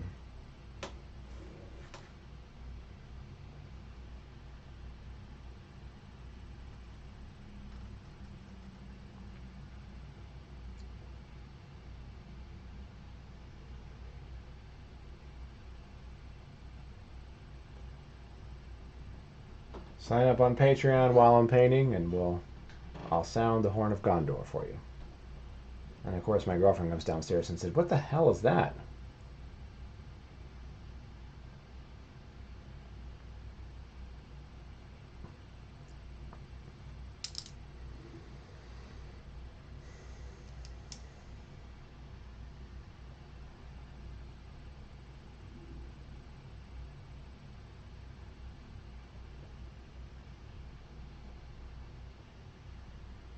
That was awesome. I'm glad you enjoyed that.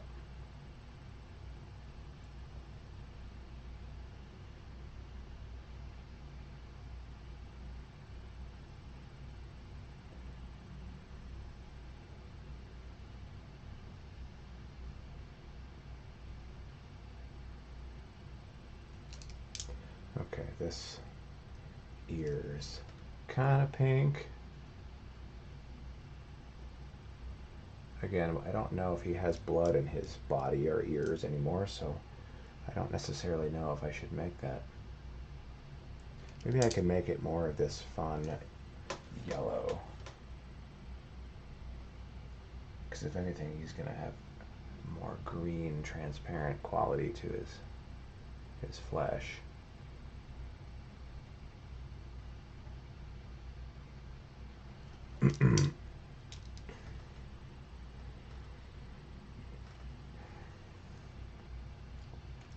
Okay. There's the one. Here's the border. Here's this little dimple there.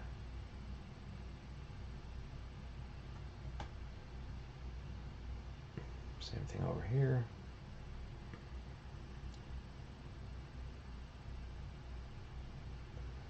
Little core shadow on the earlobe there. And then this border up here for that. The anti-helix. Oof.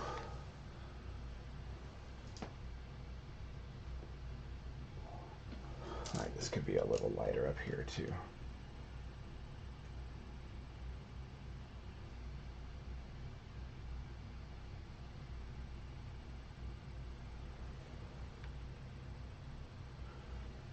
And is he looking at us? That is so hard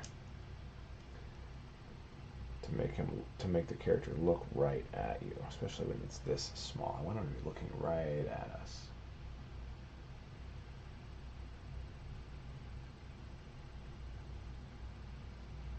Yeah, let's do this a little more in.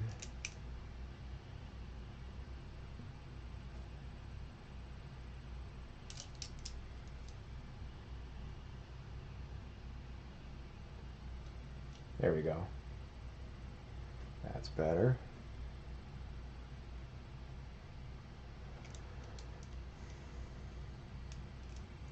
Let's do this a little darker then.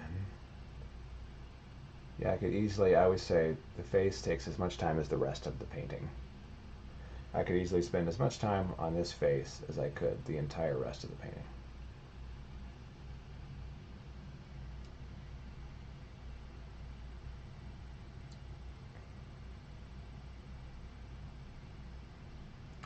Could do a little more of these scowl lines and a little more shadow underneath the lower lip there. That plane is pretty pronounced. Could soften this plane a little bit.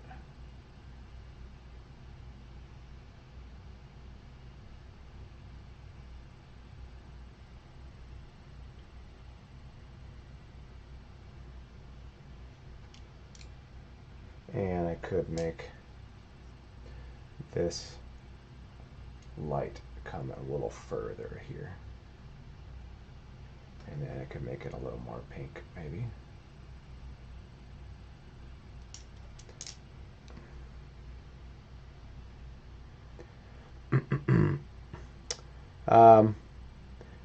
Why do I usually paint the figures first and then paint the background later? Because I really want to nail in where the figure is and like his position, and these edges are really important. You know, if I was going to paint the background first, I might paint over them a little bit and I might lose some of my position. I mean, it really depends. Honestly, the figure is the most important part of the painting.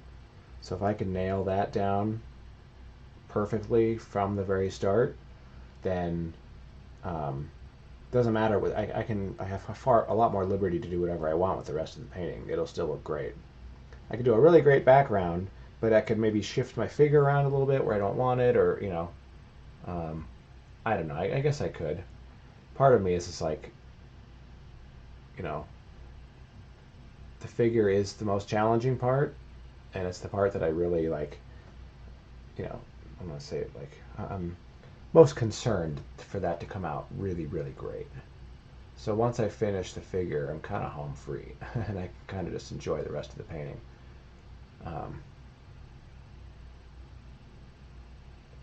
So I kind of do like to do that. But then, like on the Princess Mononoke piece, I painted quite a lot of the background before I got to her.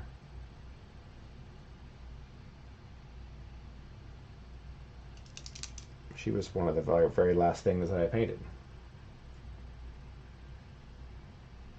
So it really depends. All right, let's back up and look at this and stretch a little bit. Oh, that's looking good.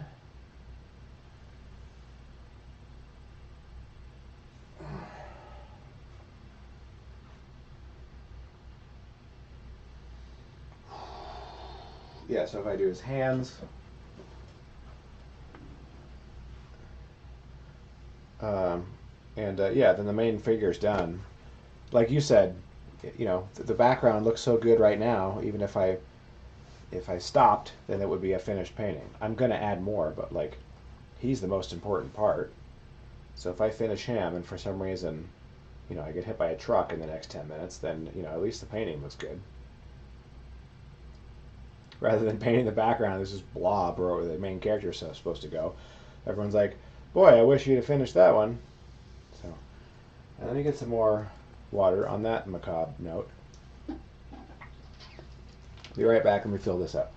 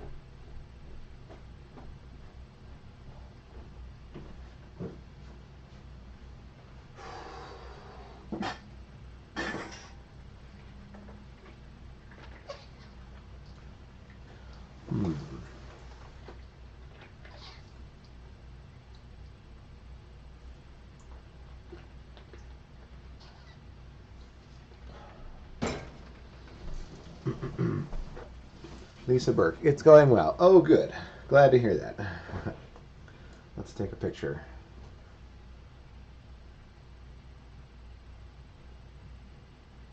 Sometimes I look through my own pictures, my progress photos. Yeah, sometimes it's tricky to paint around some of those things. It also depends on what the background is. If it's a really complex, something weird, it might be tough to do that. I've gotten pretty good at it, but yeah, this will be a tough one. There's the dark mark behind him with clouds and stuff, so there's all kinds of stuff. So yeah, that'll be challenging. But I think sometimes I'd rather just nail the figure first. And if I move an edge accidentally, I can always fix it later. That's not a big deal.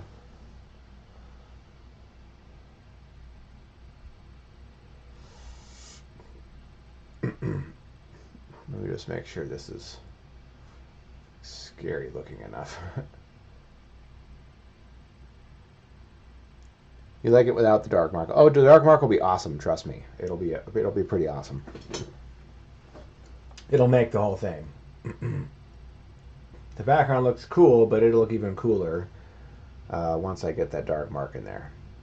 Don't worry, this is not my first rodeo.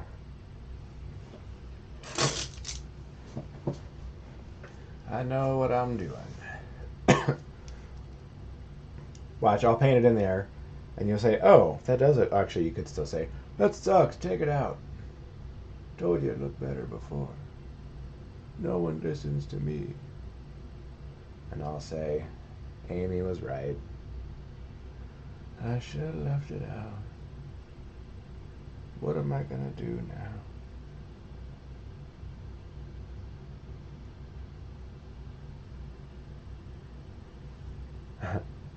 The art lesson. Of course. That's part of one of the benefits of tuning in to watch my stream here is because, I'm hoping people can learn about painting. Either so you can do it yourself, because it's just interesting if you like, that kind of thing, or just so people can realize how hard this is and how many considerations there are. That's the tip of the radius. And just how much knowledge you have to have about just so many friggin' things to be able to paint well. I feel like I gotta be a damn physicist knowing all the anatomy that I do, and I don't even know half of it. I'm still learning.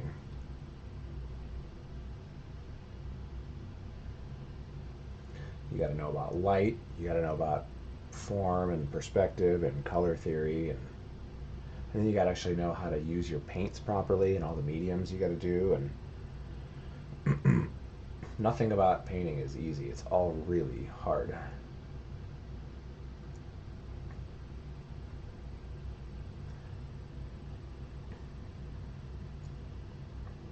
The wand I might actually not do. That's a little skinny form I can add later. I actually might save that for the end.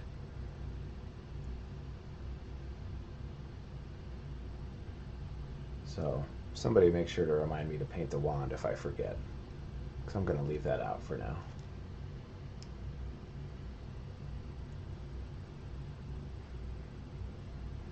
There's finger, tip, knuckle there. This is great. Light. This finger has got some nice light on it for some reason. And we just see a little bit on this third knuckle there.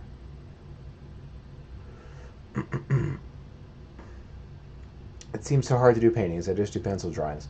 Well, I mean, doing drawing with pencil is a crucial skill that you need if you're going to paint. A lot of the same concepts in doing a painting.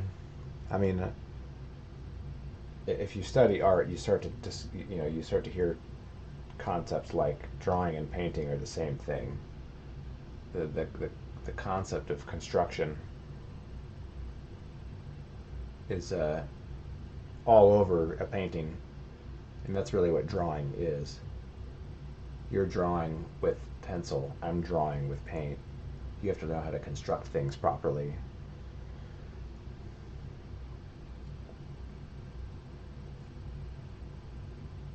So better to learn. Drawing is one of the hardest skills to learn, I think. It's one of the most challenging skills to have and to master. So if you're excellent at drawing and the construction part, then you'll be really great at painting. But I suggest trying it. You know, it is hard, but that doesn't mean you shouldn't try it.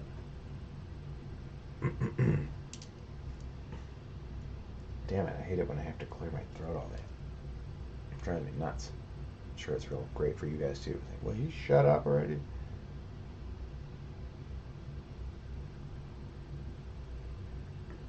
Fingers.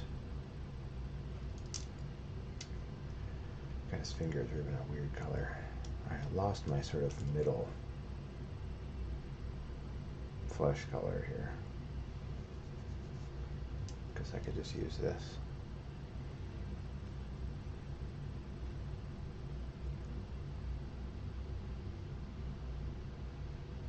Yeah, his skin doesn't really have a color. I mean, I guess no one's does. No skin is like, there's no such thing as flesh tone, but his is just especially weird. It's green and pink at the same time, and yellow.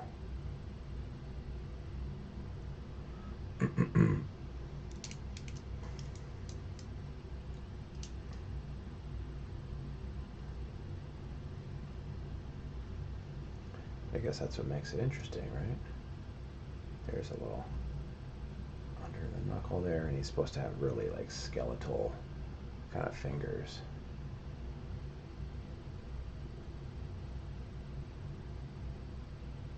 Big, long, creepy fingernails too, probably.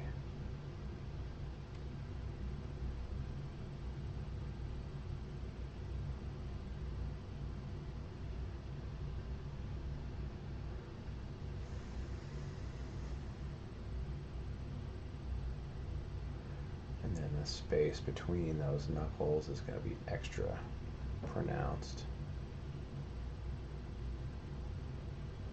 as well as that core shadow there. That would be a great place for a nice yellowish green.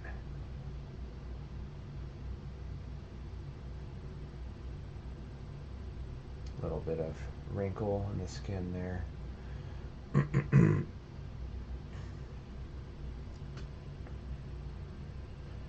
Here's the end of this hand.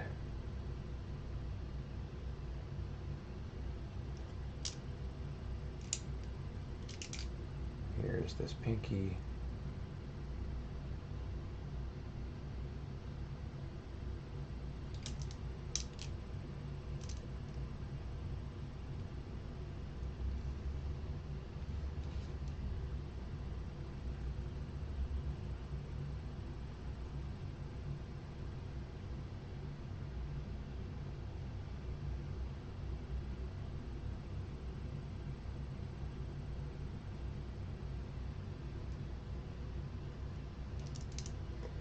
This needs to get a little darker here.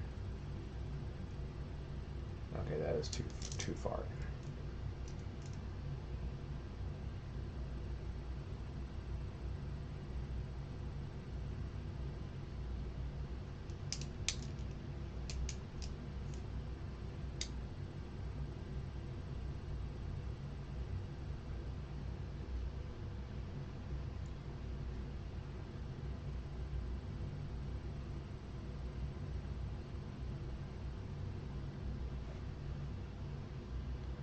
Ah, Jesus.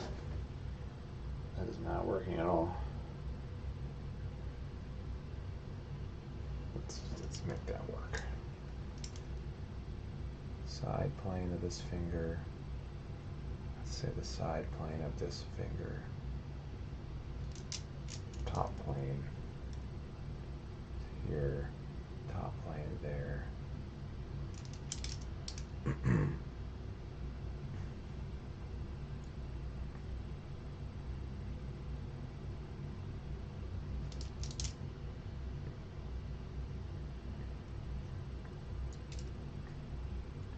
This plane can go a little further. And there's the knuckle, could move over a little bit. Yeah, move that over just a little.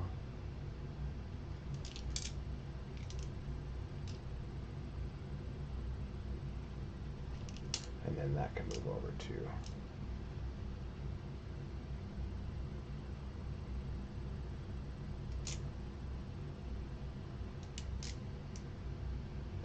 Here's the wrinkle there, the old hypothenar eminence. He's bending his pinky. This could come up a little further. That's a little better. This is way too bright. Too hard of an edge there. Same with that. Little touch of light on that plane. Down the finger. That finger's too thick.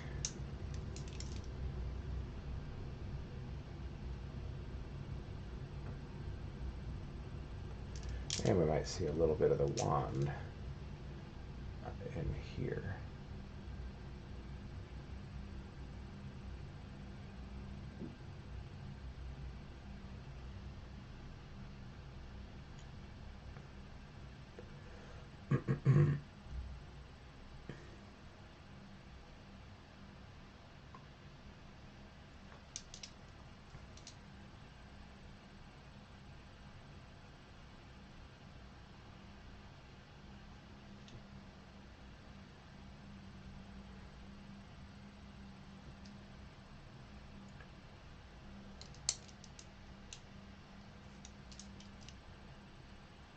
I had my Chipotle for breakfast this morning, actually, John. Thank you. Happy birthday again. And thanks for another free meal.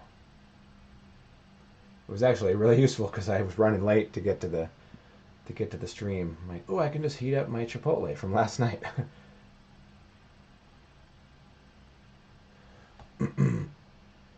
So that was quite handy.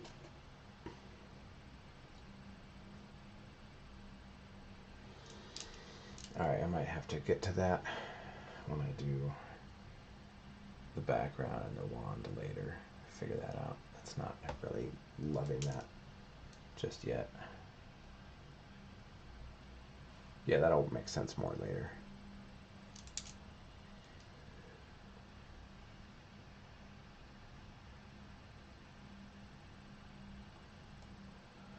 Yes. Oh, you just checked back in. Glad you like it, since it's yours. I feel like these fingers should have a little more of this great yellow color in them. Like seeing through these fingernails or something.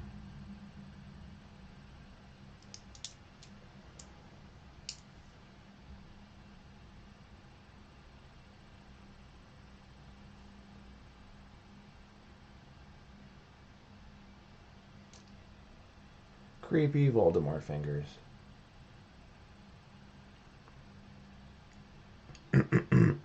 Oh, cool. Thanks for posting that, Lisa. I'll try to check that out later.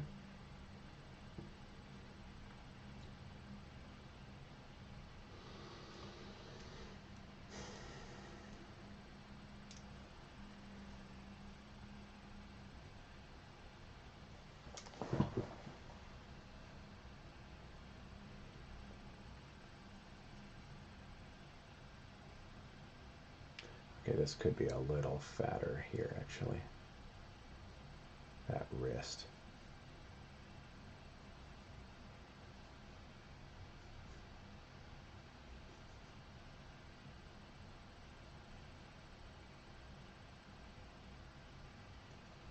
And he's kind of got some texture on his hand.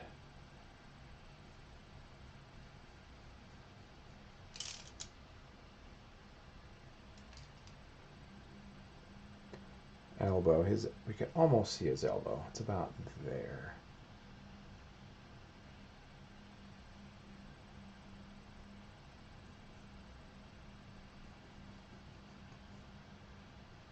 Oh, a little bit of the ulnar ridge there.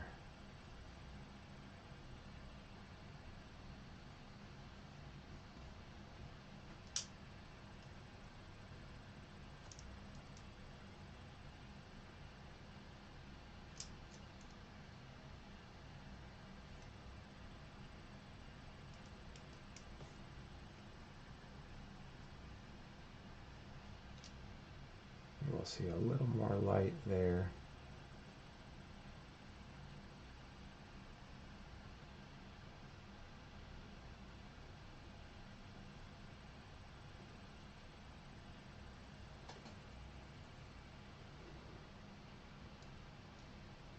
A little bit of highlight there. It's kind of cool. On that plane.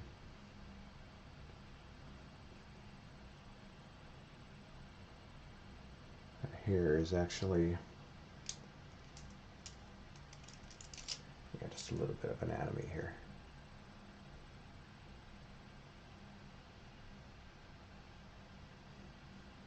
The start of the ulna, and then here's the other side. Where did my brush just go?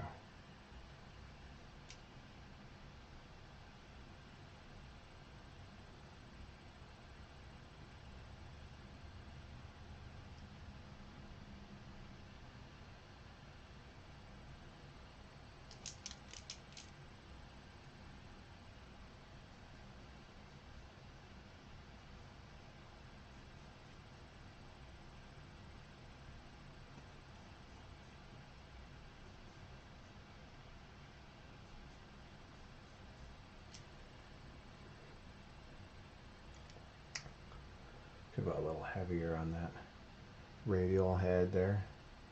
Not radio head.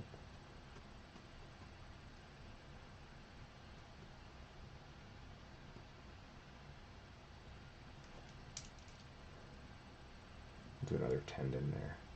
Figure Voldemort's got a lot of little tendons and stuff showing. Every little crevice from his knuckles and stuff. There we go. How do I keep the number of brushes I need under control in a piece with a lot of different colors? I mean, I sometimes have all my brushes in my hand. I currently have 9, but I've got another 8, and I've had more than that. I mean, I just have them all and I'm using them. I don't know, just something you get good at, I guess.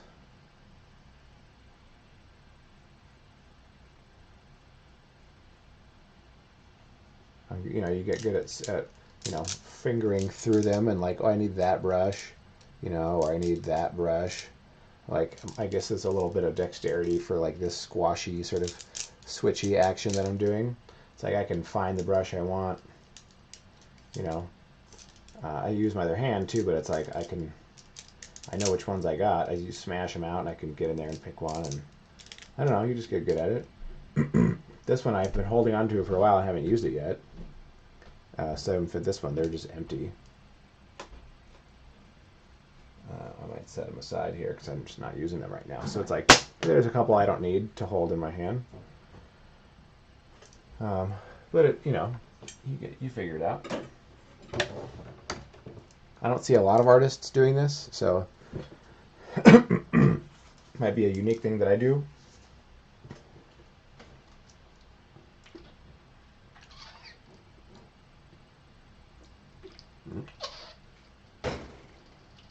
Just noticed a transitional color that I need right here.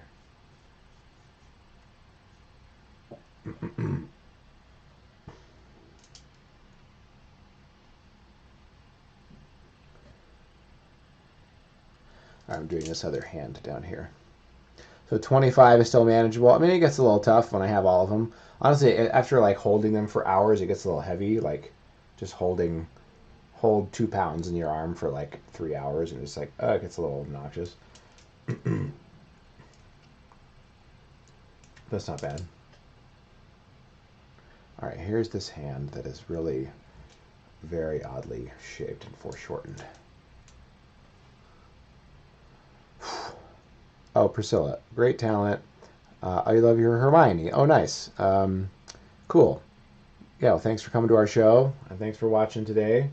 And yeah, we'd of course love to come back to Baltimore. That was a fun show. So thanks for watching. All right, let's find the top of this thumb. This is going to be an odd shaped hand. The index finger, it is. I have to come and add the background later. I'm leaving that before I come back with the other color. Well, you guys are really paying attention, aren't you?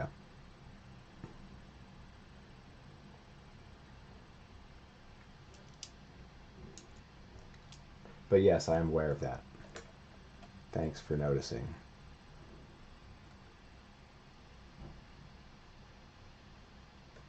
She wasn't going to let that one go.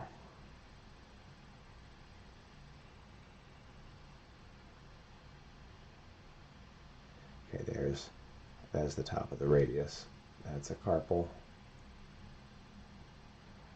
There's a thumb. What a weird angle. This thumb is coming right at us. Here's this whole plane of this hand. There's the middle knuckle there. Here's the first finger. The first finger ends about there. You're distracting. That's okay. All right, it was distracting to you to see that? Yeah.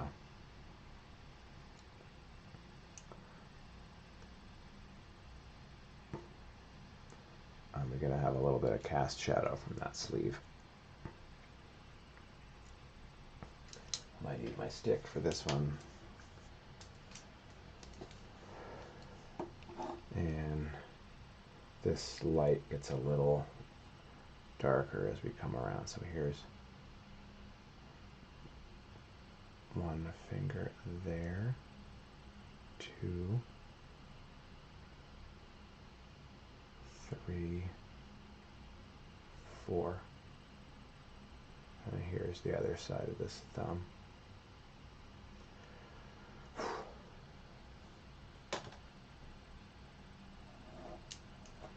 Where's my darkish reddish something brush somewhere?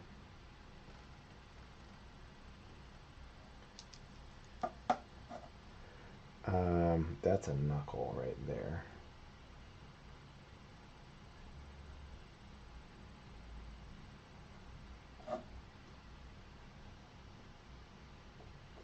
Here's this finger.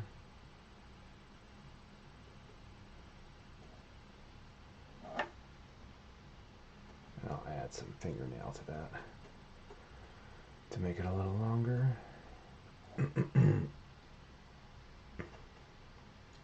Actually, all these fingers need to be a little longer.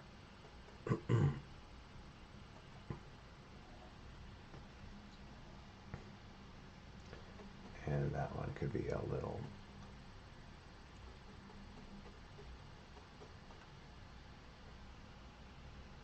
This hand is pretty dark, but doesn't mean I can fudge it. I still need to paint it well. There's the hypothenar, a little rounder.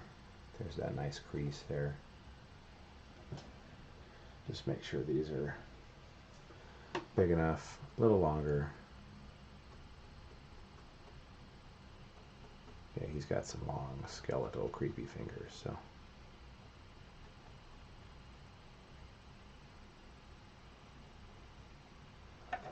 This gets darker in the middle of the palm here.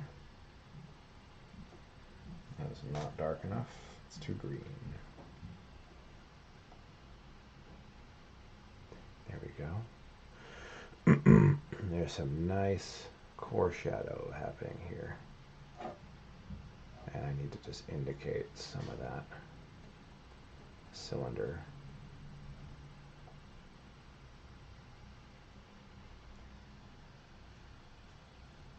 Nice.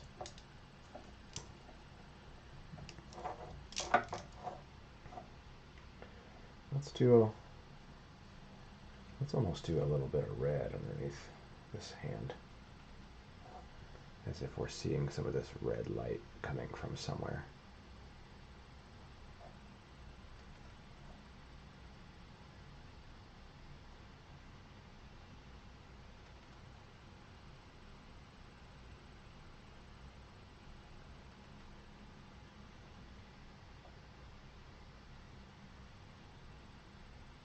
A little indication of a fingernail, that little side ridge there.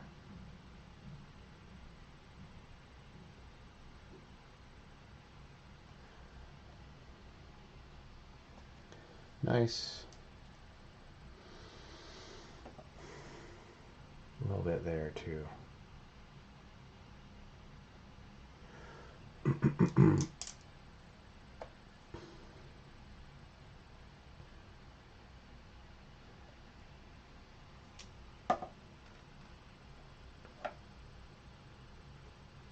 Make sure that pad is full and finished. Cool. Yeah, looks great. Could go for a nice transitional color there. What?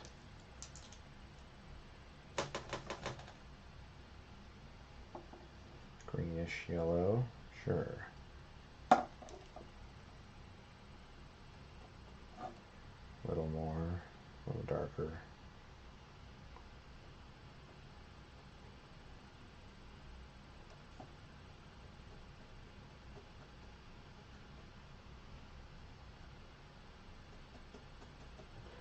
There's a nice form shadow here.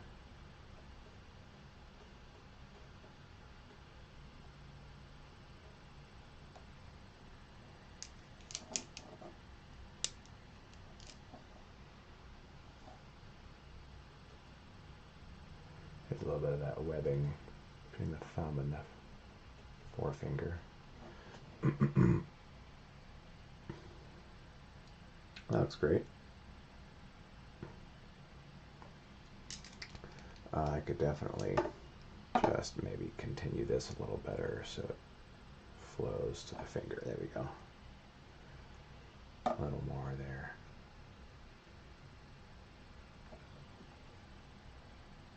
That looks great.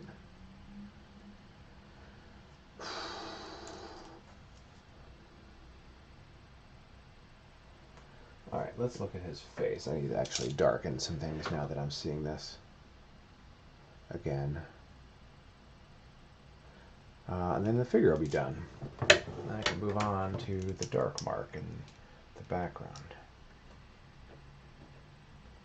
Let's, yeah, I just need some juicy darks in his face I don't have yet.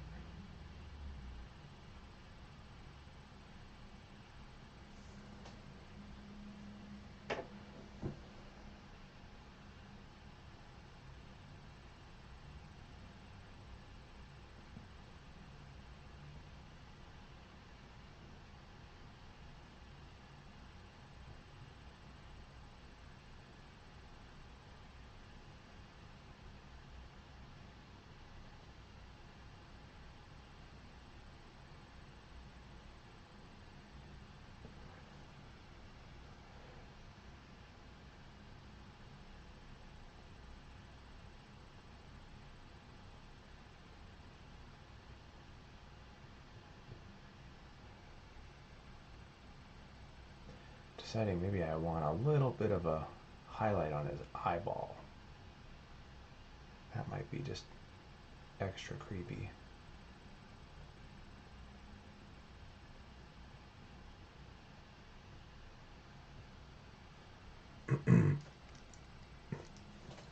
Or it could totally not work at all.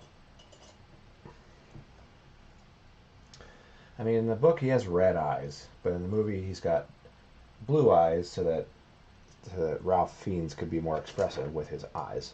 They didn't want to change them too much. I think just having red dots there would just look odd. I'm just going to treat them like they're regular old eyes with a nice glint. Maybe it'll be a touch green right in the center. It'll look great or it'll look terrible.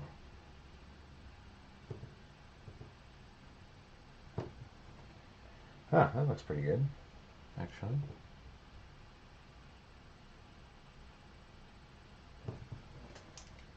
And he's got a little bit of a glint in his eye as he's looking at us. You guys can't really see that. Alright, I think I'm done with the figure.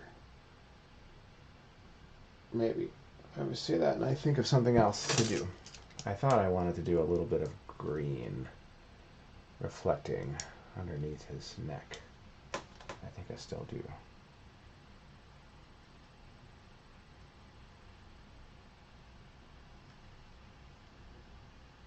Right here.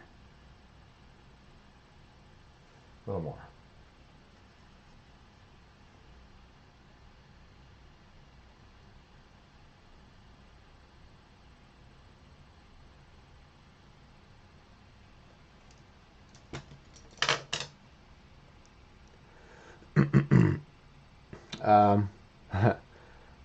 Yeah, Voldemort held on with the index finger and his second finger. Yeah, that's what he's doing. He's got it between his two fingers. He's got it like this.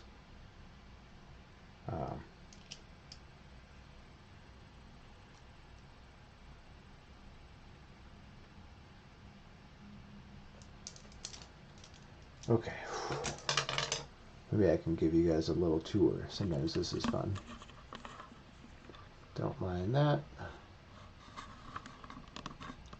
Hang on, let me do this so I don't drop the camera on the floor like I've done so many times.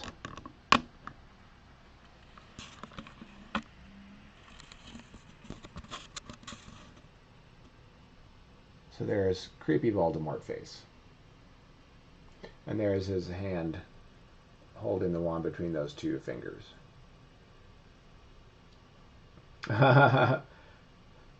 You grew up watching Bob Ross, but this is better. Awesome.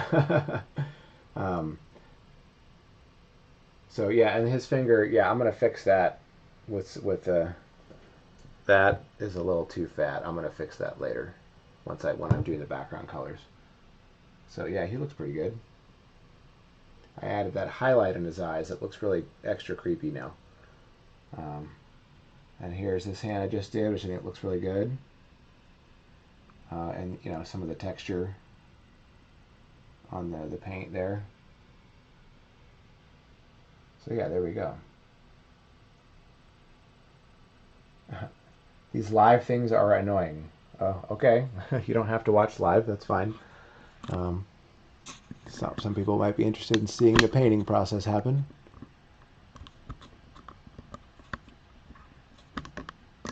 You also don't have to watch the video. I don't know if you're following me on Facebook or something. Looks like you are.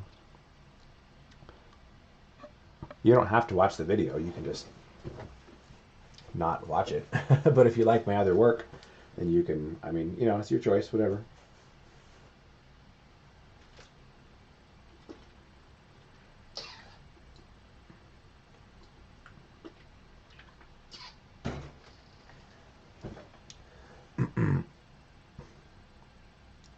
Okay.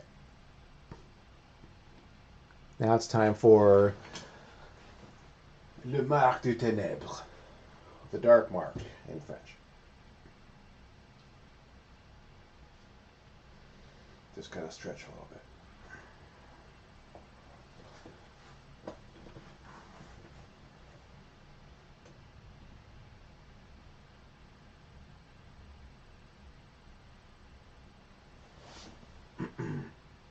Okay.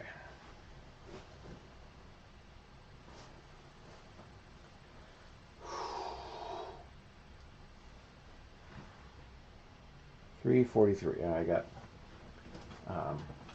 2 hours and 15 minutes to finish the rest of it, which I think I can do.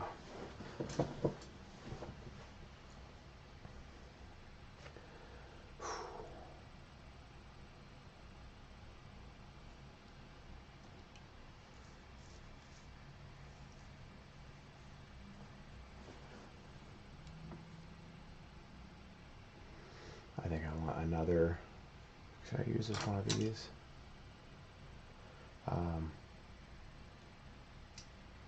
Yeah. All right, let's clean off some of this because I need the space.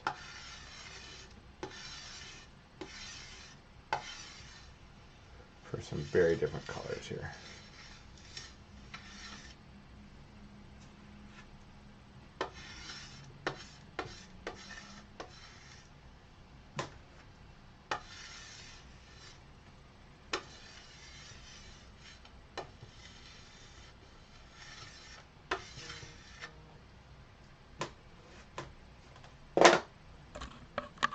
Oops.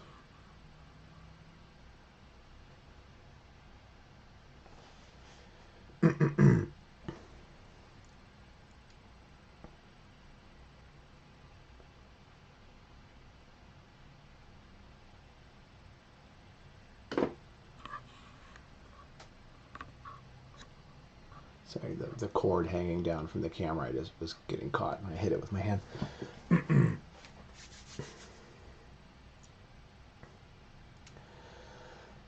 Okay.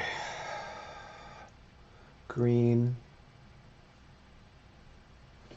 There's lots of green here. Let's make that. And this is where my phthalo green yellowish is finally going to work for me.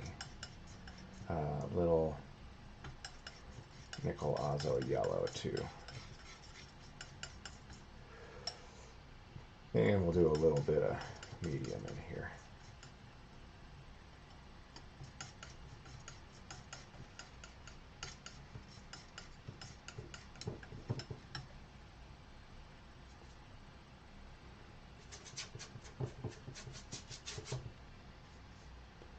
Skull is going to be right about there. A little off the frame just because it's fun. Real juicy, brushy stuff happening here. See this? So I'm just going to paint that wand later. I'll paint over it. His head I can get around. I might have to come back and fix some of those edges later. That's fine.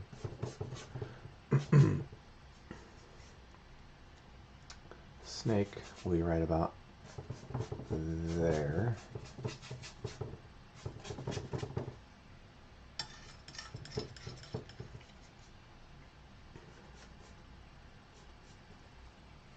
I just need to get around.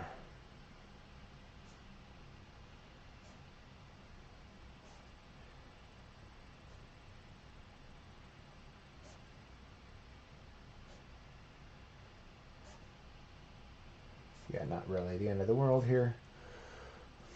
Painting around those edges.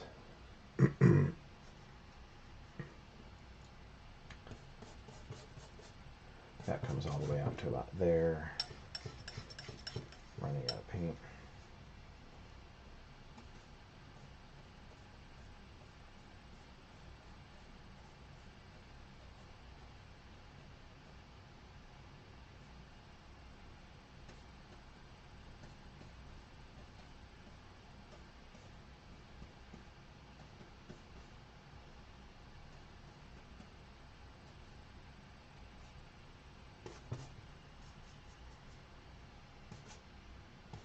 So, hello everybody who's just joining. Thanks for watching. Please follow us if you like streaming videos.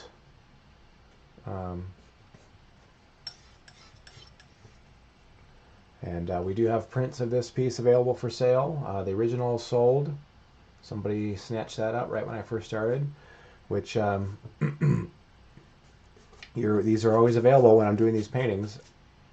The originals are available for sale, so if you like what you see, you can be the first one to snatch it up. But we do have prints available. Just check out the link there on your streaming platform, whatever you're watching, if you want to buy prints of this piece. And just follow us if you like these videos, because we're doing more. I'm doing another one tomorrow. I'm doing Bellatrix Lestrange, and then Monday I'm doing Draco. Monday's tomorrow. Tuesday I'm doing Draco Malfoy.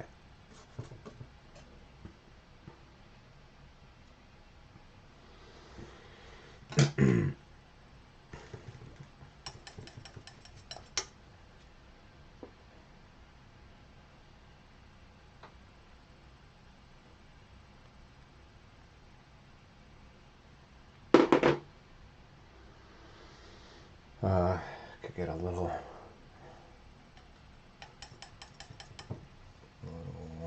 darker back here.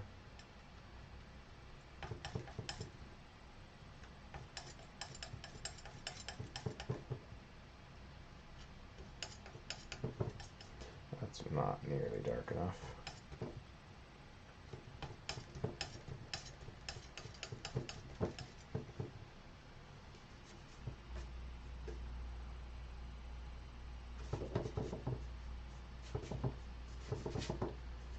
Yeah, keeping a lot of this background noise going on.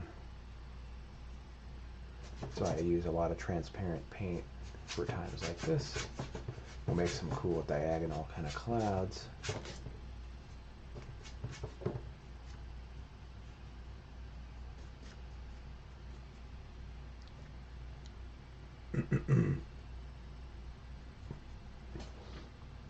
It's going to get much lighter through there. All right, let's do the skull here.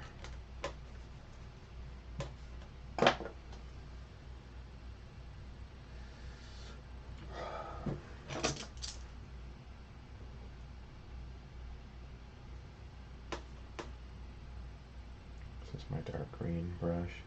Yeah, and it won't be as dark. This color might be good.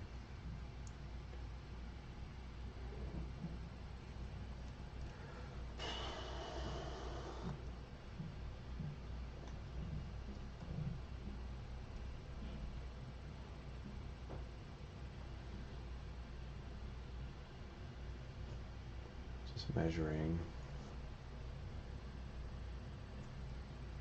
There.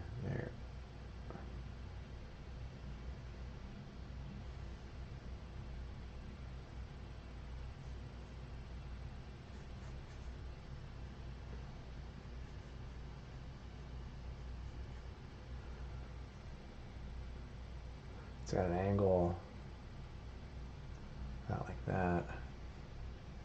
I'm going to lower this. I just think this is too high.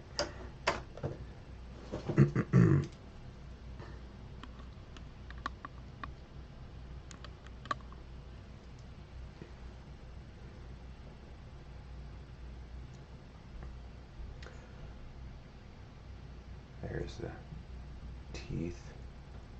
Gotta be like that.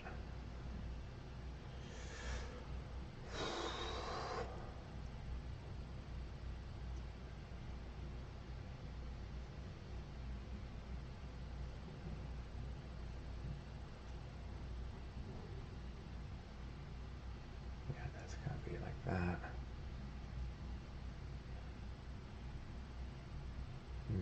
Nasal cavity all the way up to about there. You guys looking at this like, what is that? It's like a weird little sailboat or something. If you don't know what I'm doing, it looks kind of funny.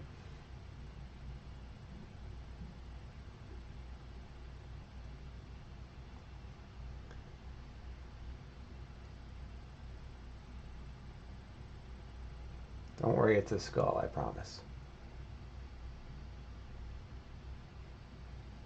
It's tilted back.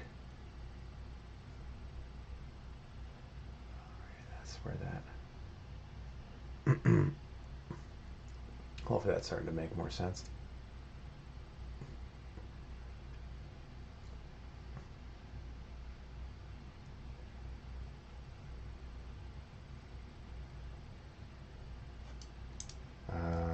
Now I need this sort of, I don't know, light greenish color here. That's actually a little higher.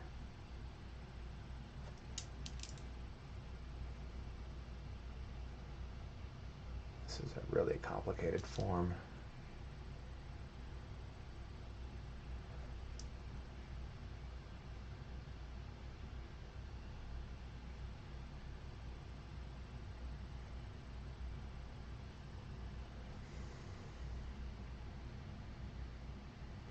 The nose is tilted a little bit this way.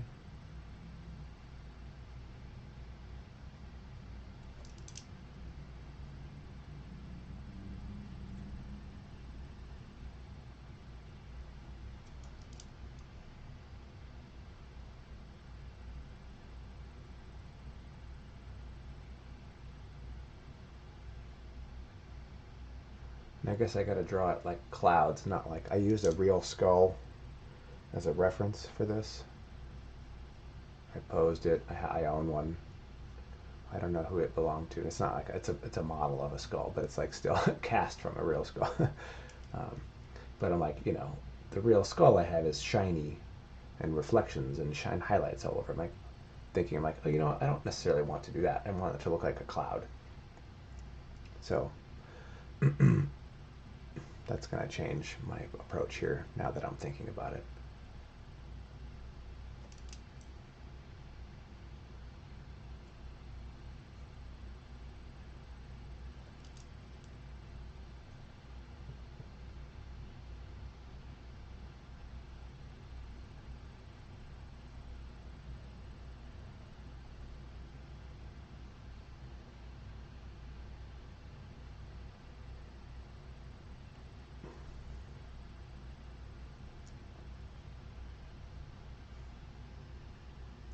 Alright, now this is getting to be some fun, wicked, smoky kind of green color in here.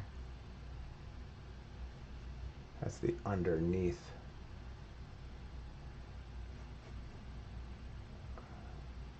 of the maxillar bone there.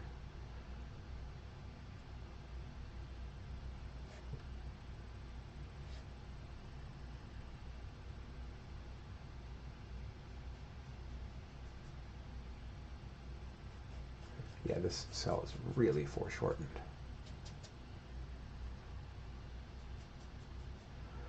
Alright,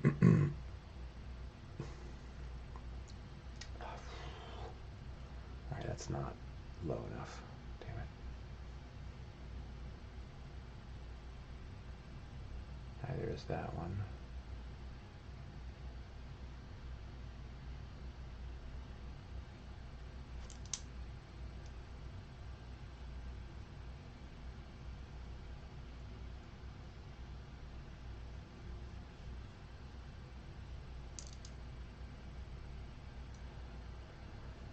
Hi there, April. Thanks for watching.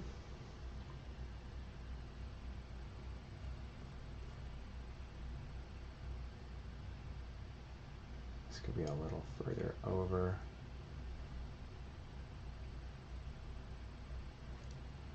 We see a little bit of that. A little bit of the underneath the eye orbit.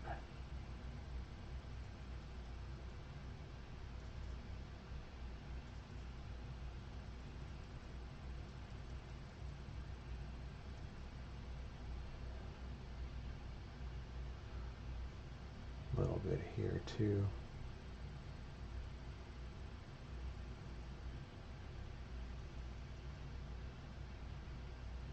A little lower here.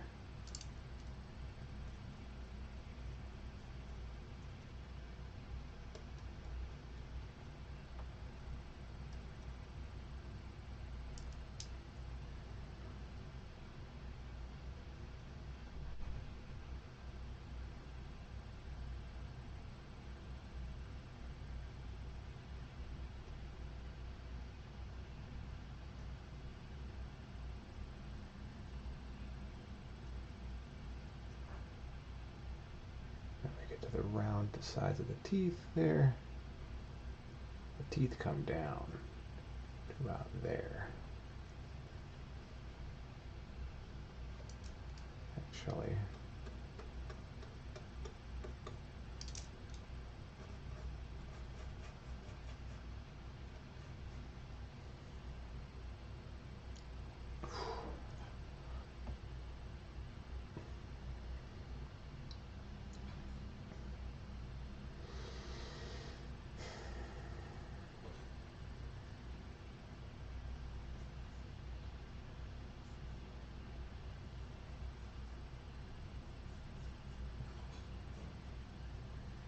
underneath this maxillar bone.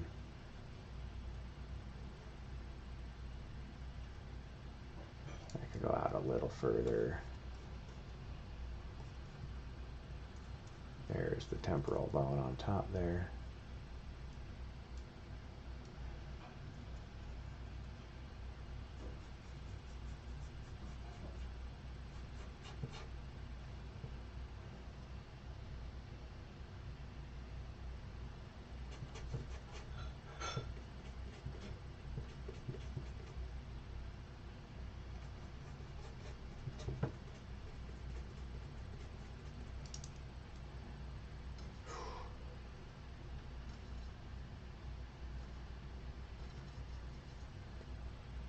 Here's underneath the teeth. It's kind of an important angle to see.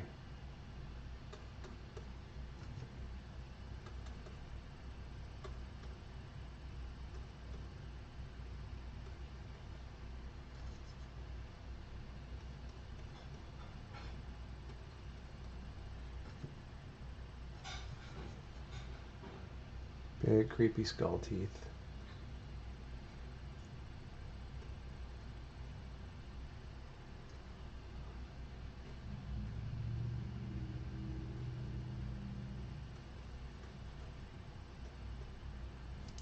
And it does get a little, that darker plane happens where we can see like molars and stuff.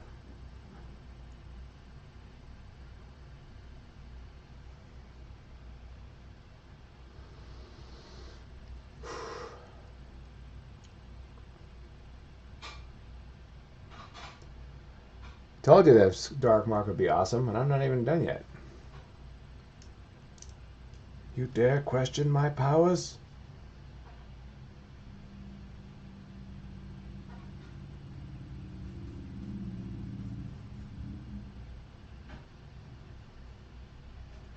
Here's the zygomatic arch coming through there is pretty awesome. Looks like we can see up into this skull.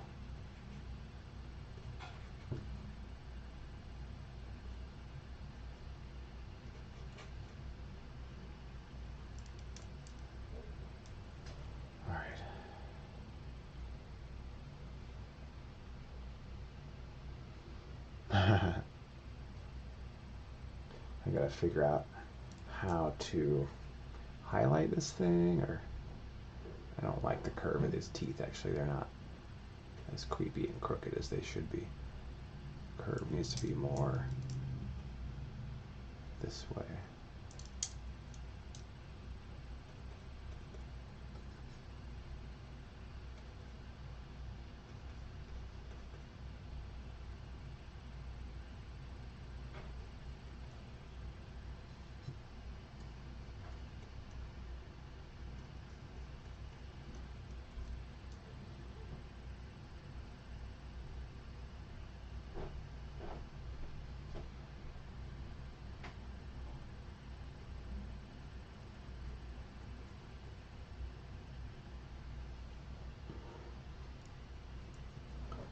Dark green in here as the snake is going to be coming out of the mouth.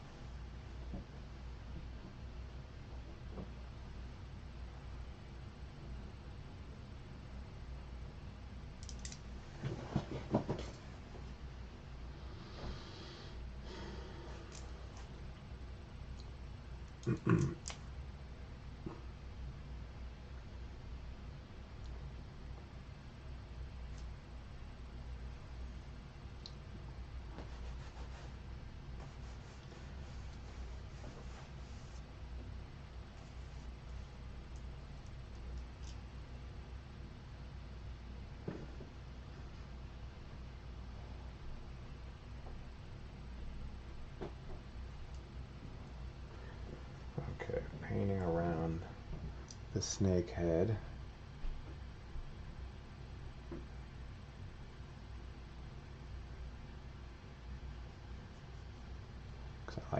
that's there now.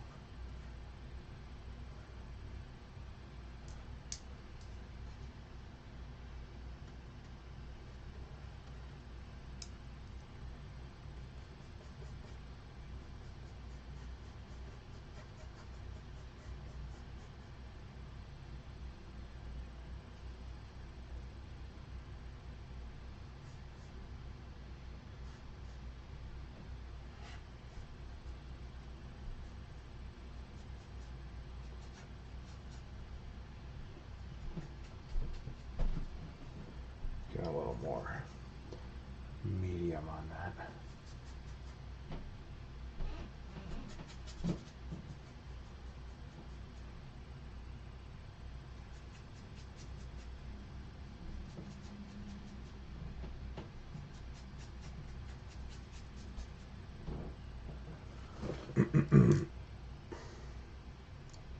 I don't need those darker ones. This yellow one could be useful though.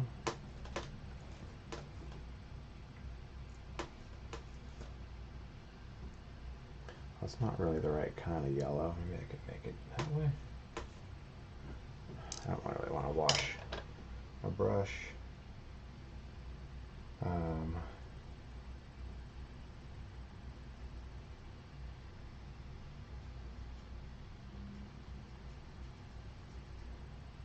Much lighter. Let's clean this off.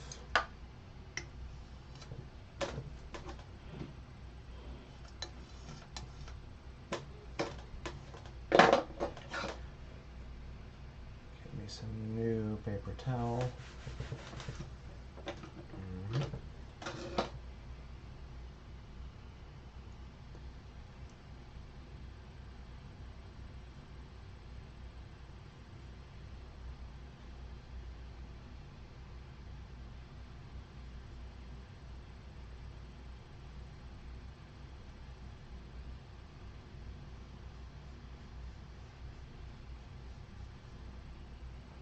Starting to see a little bit of the snake's mouth here.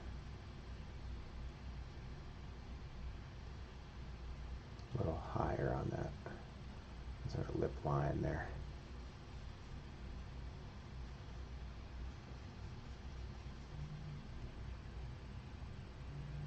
Hi there, Cindy. Thanks for watching. You know, looking at the colors on this thing, maybe I could fix those a little better. Let's see, saturation.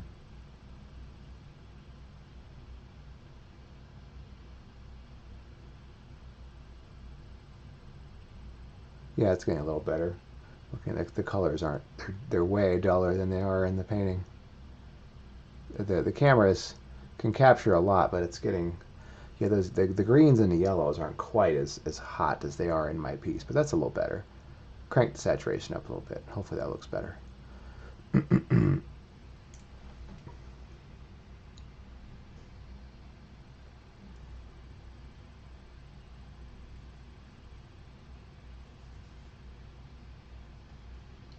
Make this a nice, big, gaping snake mouth.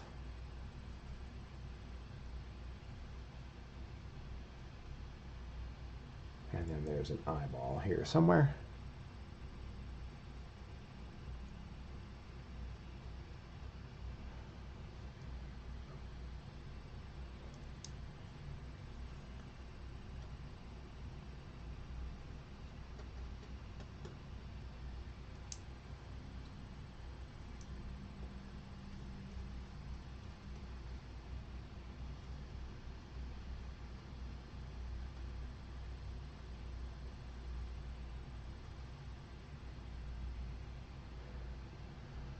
And I can soften that up and make it look more like clouds later.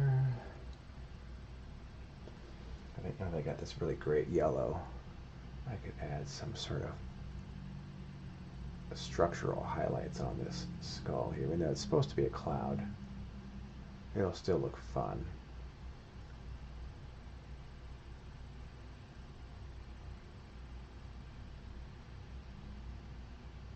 It needs some structural highlights.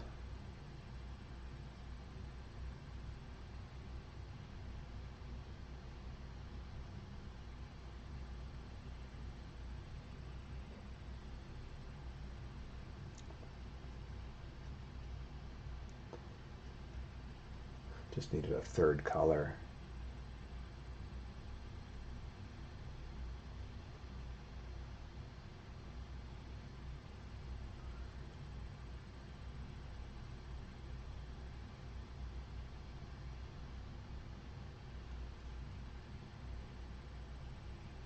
Oh, there's a little bit of the temporal bone there. I like how the skull's like off the frame.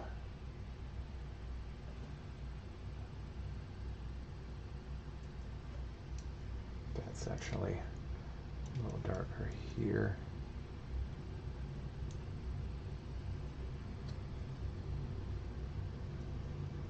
Underneath.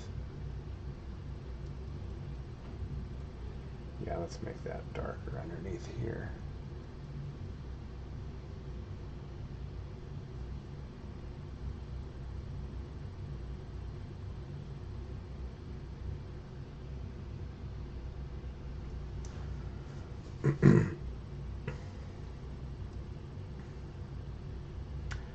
Right where that maxillar bone comes down to meet the teeth.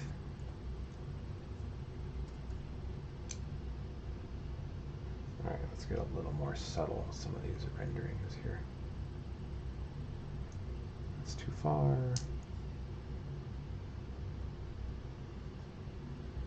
See, now I've only got 3 brushes in my hand because that's all I need for this one particular spot.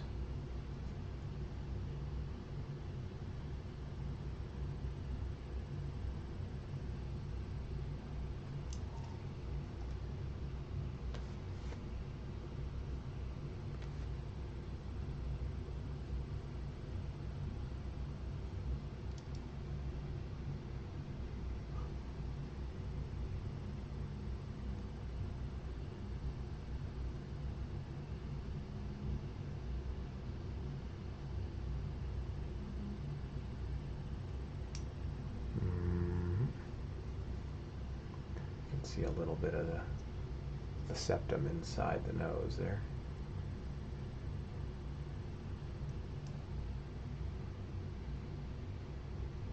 That looks pretty wicked. Oh, I guess we could see a little bit of the inside of that orbital on the right side there. That's fun.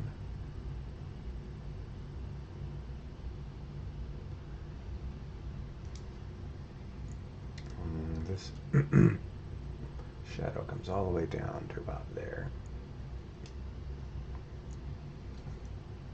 And then this maxillar bone is like that.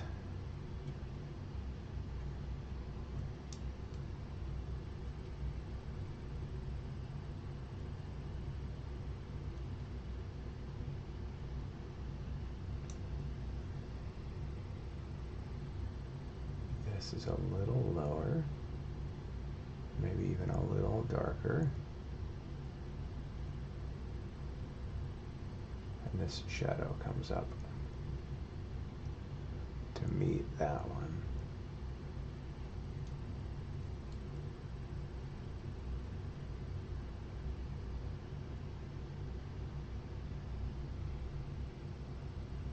Definitely brighter on this whole side.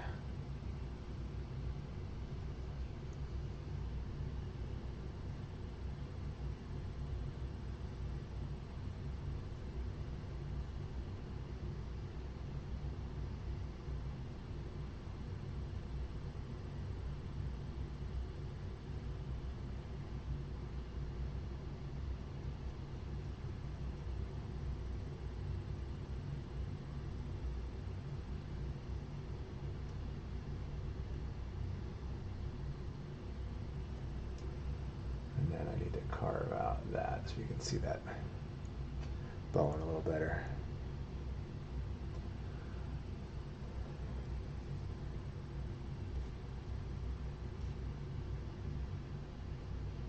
Make this a little thinner.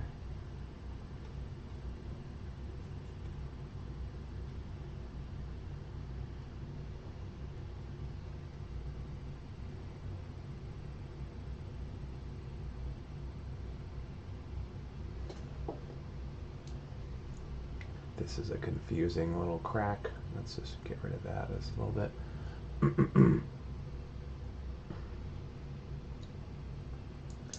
Okay, there's a little bit of this chunk of zygomatic bone right there.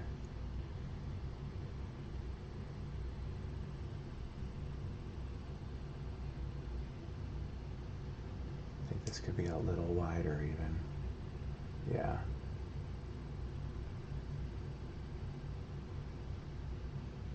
So get this one.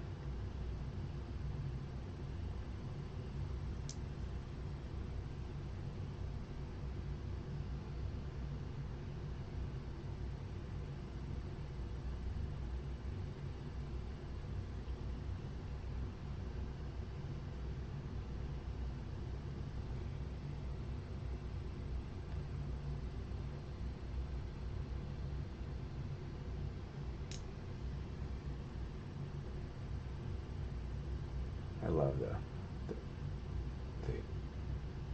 wrap around of these teeth.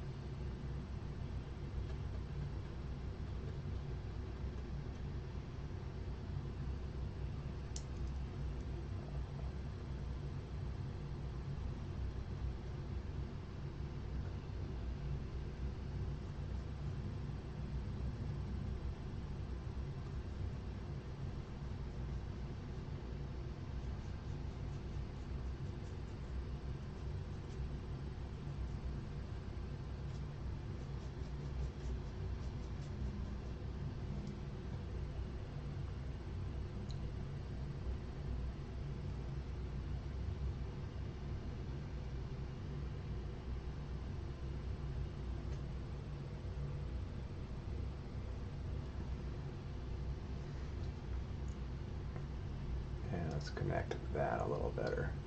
This is looking better. There are these really deep fissures, these holes underneath. That's too dark now. I forget what those are called, but I believe there's like a nerve that goes through there.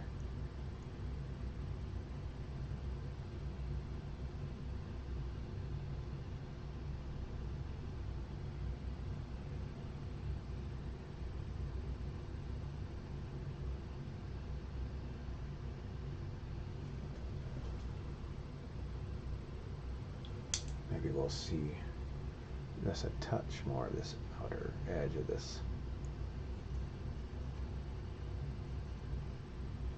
zygomatic bone there. Ooh. All right, let's look at this.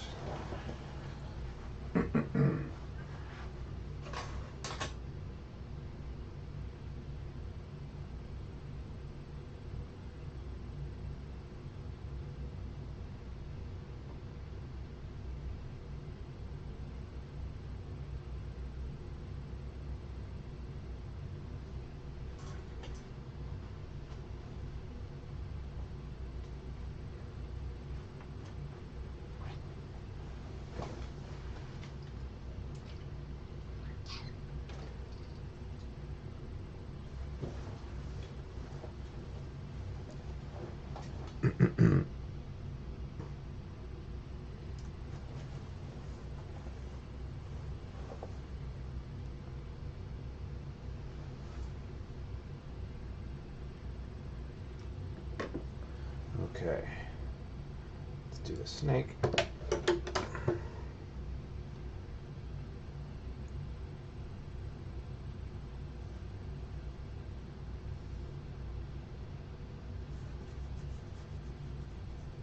It's kind of this cloudy tube.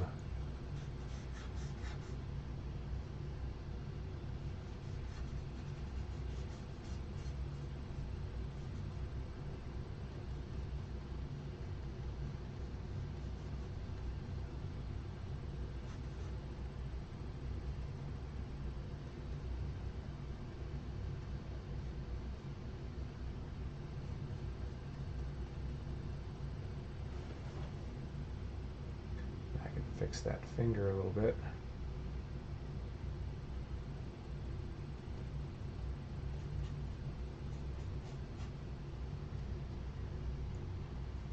Here's the snake's neck coming out this way.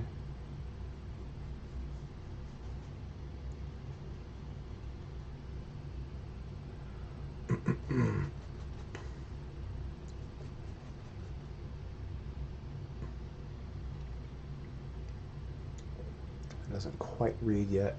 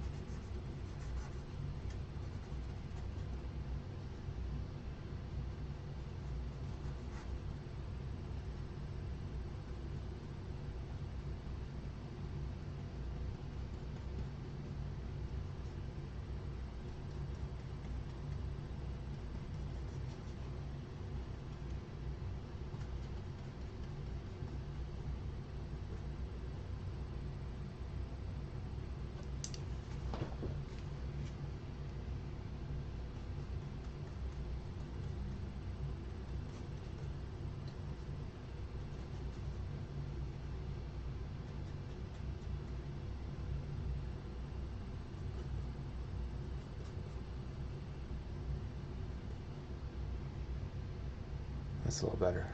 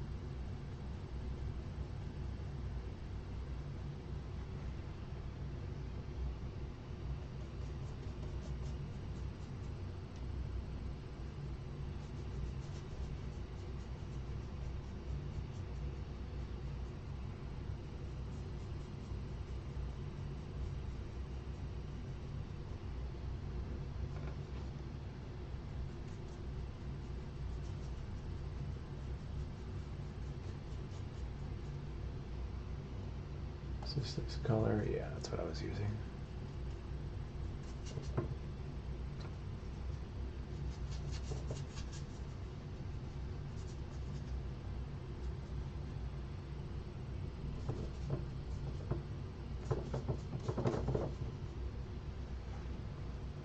Put some clouds back there.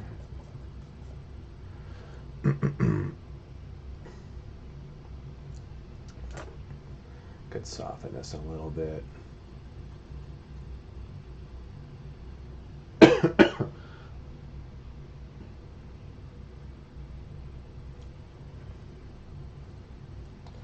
let's make that snake stand out a little better.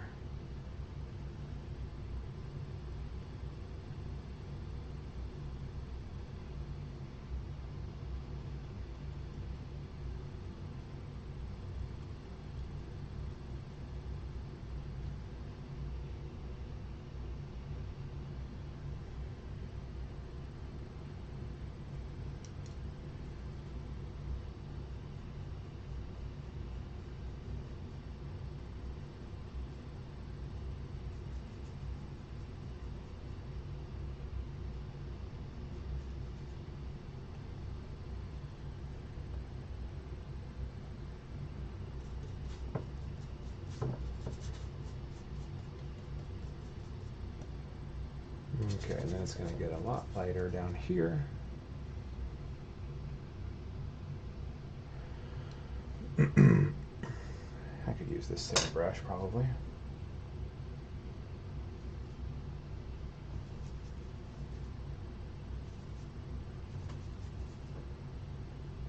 Kind of little lighter and what, a little more blue, a little more yellow ochre.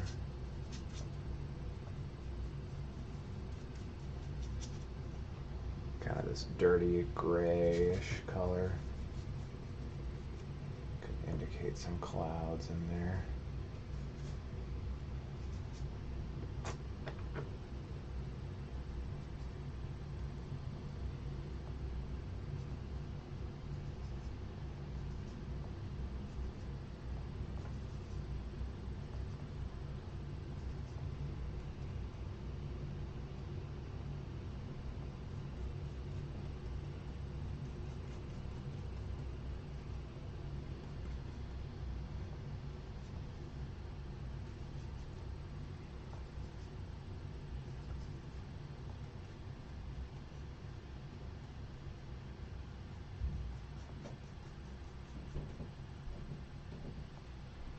A little bit there.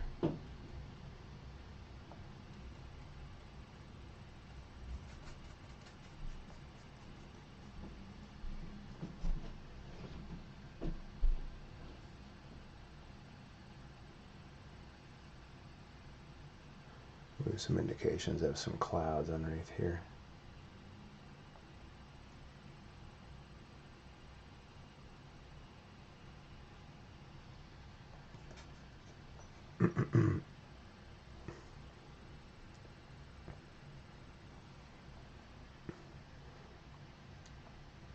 Sort of cool with the wand inside the green fog. Yeah. Yeah, I want the dark mark will be like way in the background, so it does look kind of cool, but it wasn't really where I'm gonna leave it. Let's make that a little more green.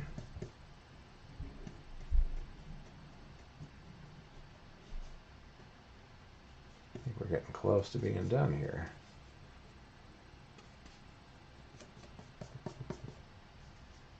Good, because I'm hungry.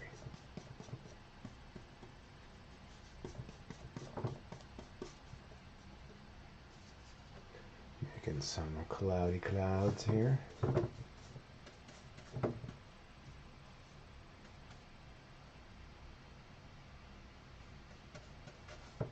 Okay. I'm about I don't know, a fifth of the way into the fifth Harry Potter book, Order of the Phoenix. Man, I gotta say, Harry's 5th year at Hogwarts was pretty miserable. I don't think he had a good time at all. Nothing really went right that whole year for him. Pretty lousy. He was so excited to be able to go back to school after his hearing, and then the school year was terrible. There's Umbridge, and he gets kicked off the Quidditch team because he starts a fight. And, Sirius dies, and it's like, man, he just was not having a good time that year at all.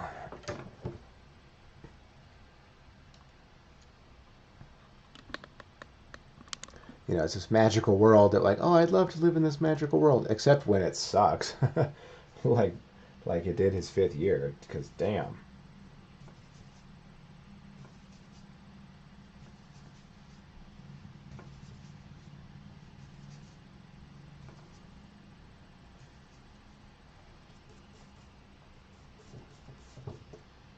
Yeah, and all this red is still poking through at places, which is fun.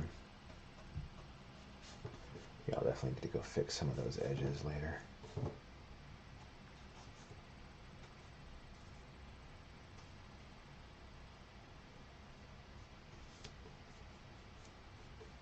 And that will fade to a darker color.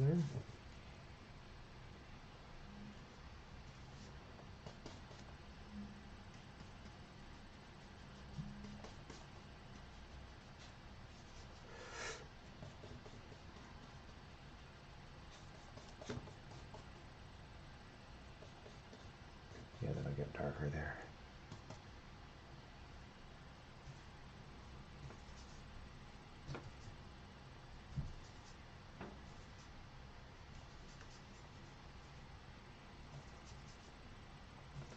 This could be a nice dark cloud thing happening here. A little more green.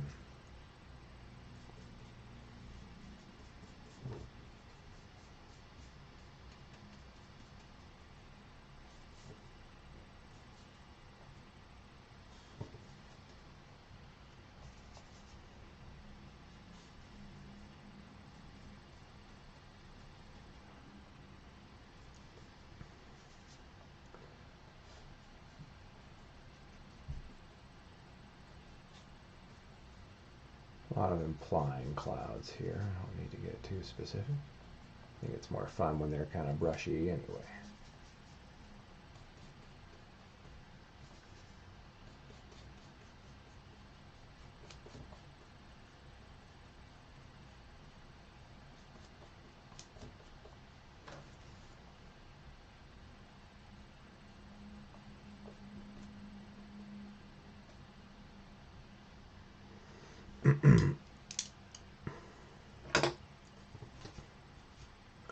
Okay, it's this, but not so dark and a little more brown.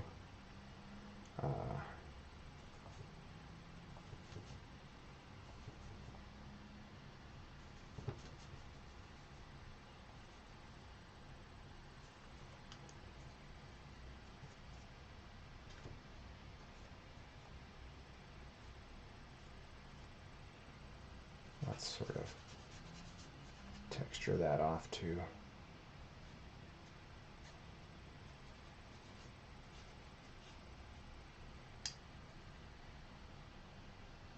A little darker here.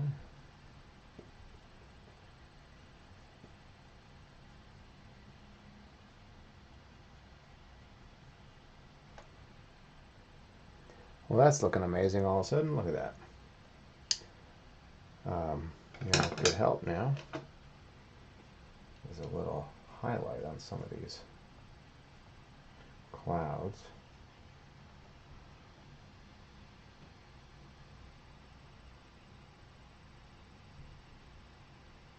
If I could do it subtly enough.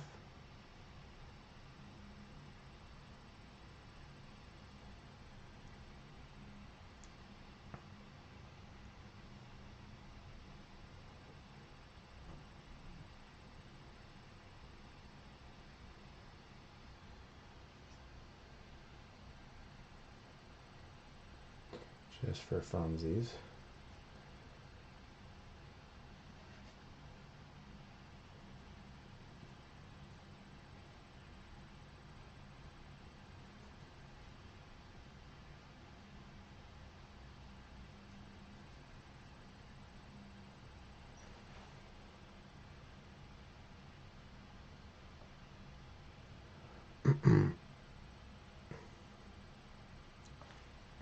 Soften that up just a little bit.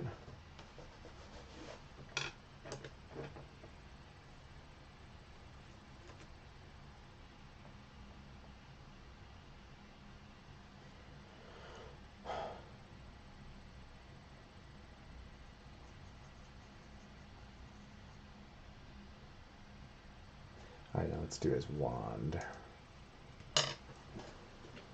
Okay, that's been bothering me for a while. I wanted to let it sit and see if it still did, and it still does. A little too much crackle on the surface of the texture there.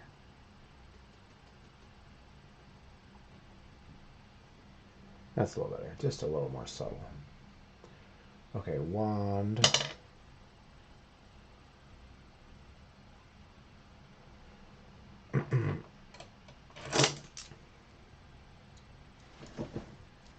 Definitely need a nice sharp brush here. This is a nice dark, let's just say a brownish purple. Where was his wand? How far did it go?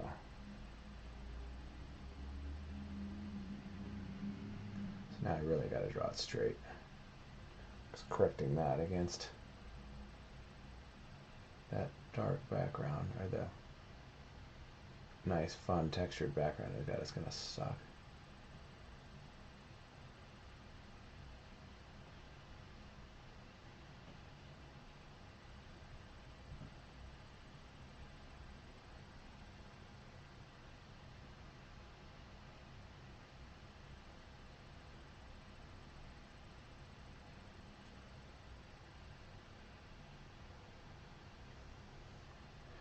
There's one lump there. How many? 1, 2, 3, 4. 2, 3, 4. Could be a little taller then.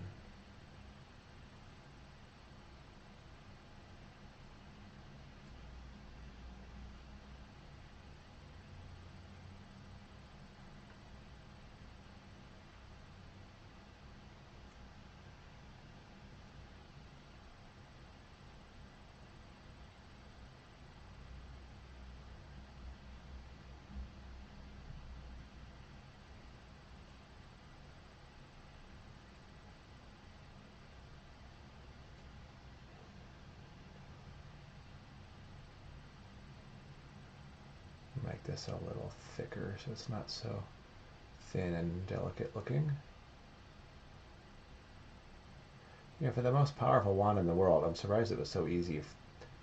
In the movie, he breaks it. In the book, he doesn't. But, you know, just to snap it. And I'm like, really? Is it just a piece of wood? It doesn't magically retain any kind of strength?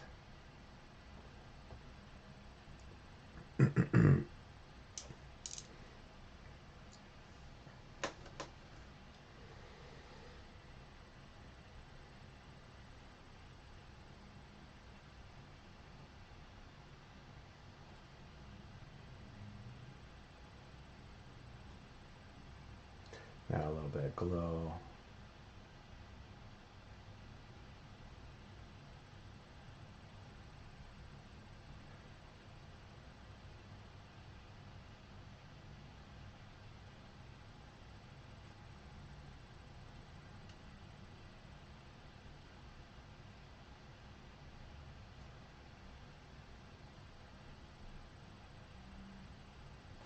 All right, let's lower this a little bit. This is too tall. There we go.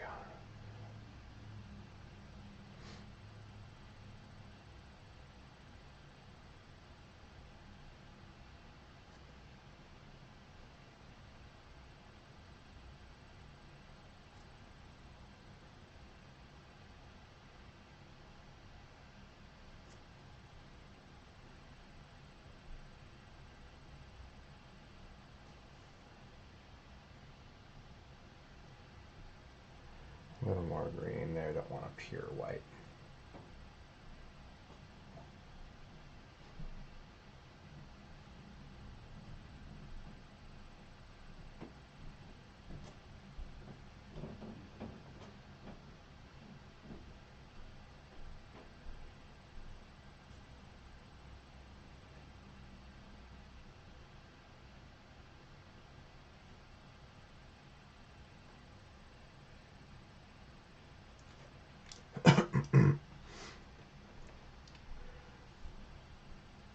Definitely want to soften that a bit.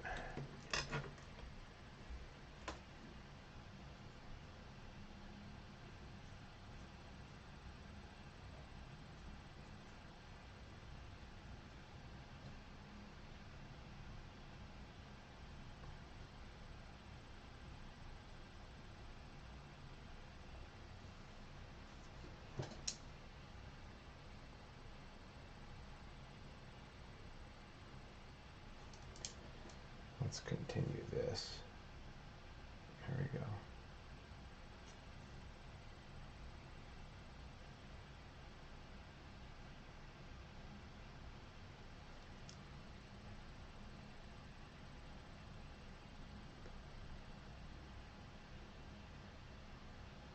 Deciding if I want this wand to have any kind of a glow on its own.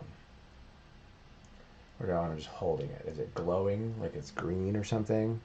Like he's using it right now, or it's powerful? Kind of considering that. That would be kind of fun, just a little bit of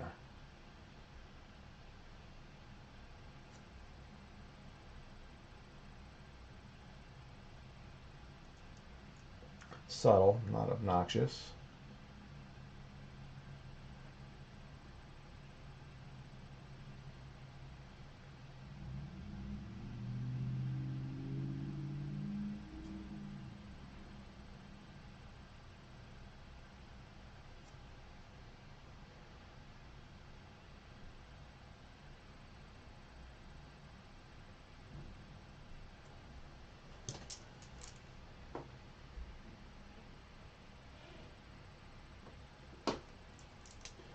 Okay. Now I need to do a little bit of yellow as a transitional color here. Yellowish green.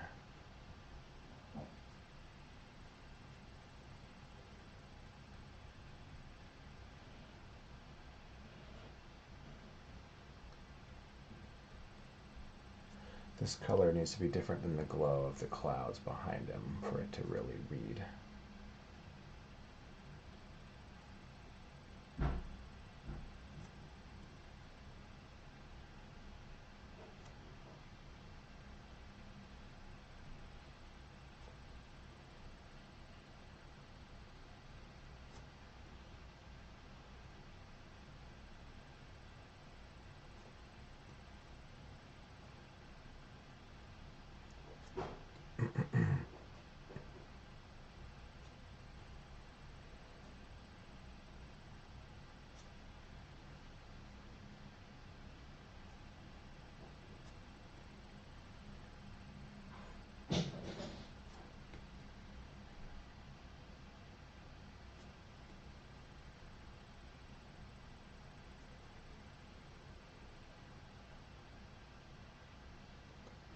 Now I gotta fill that center in again a little bit because I lost it.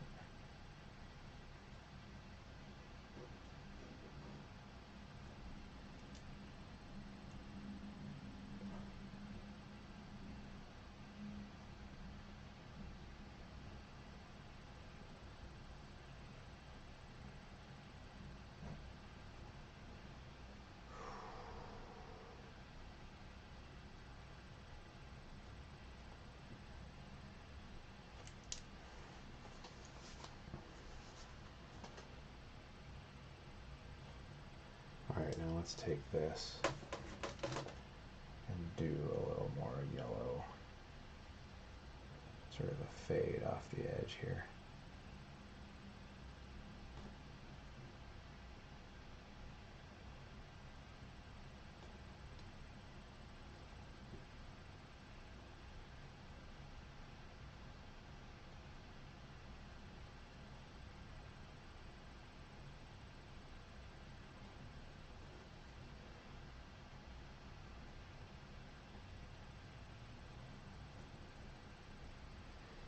The painting is essentially done. I'm just fine-tuning some things. But these kind of fine-tuning things really make a difference.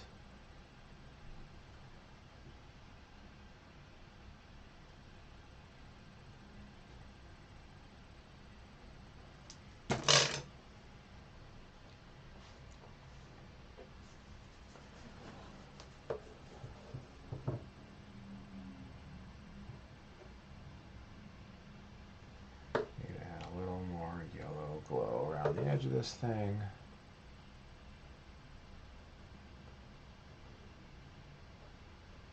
I've got to say, really precise, sharp, close brush work like this is not my strong suit with my right hand, but I got to do it.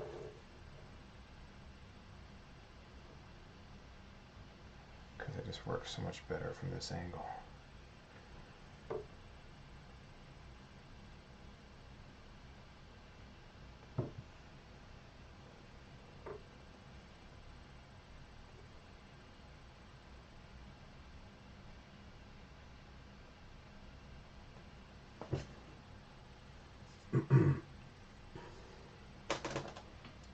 Let's see if I can soften that just a little bit. Just 2 hairs and some air.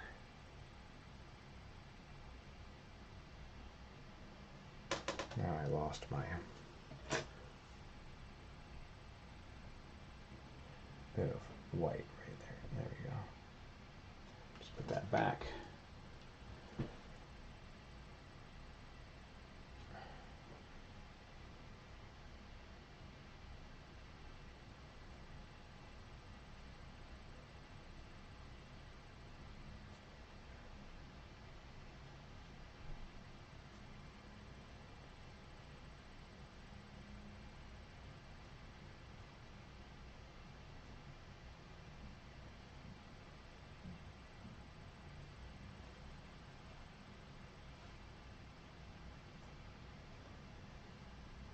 That's cool. Now it's like glowing.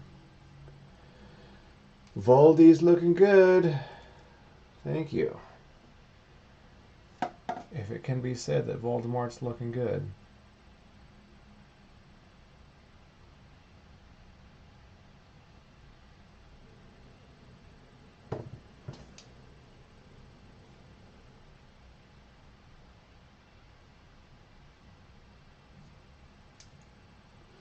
To come in here and fix a couple of these edges here that were going the wrong way now.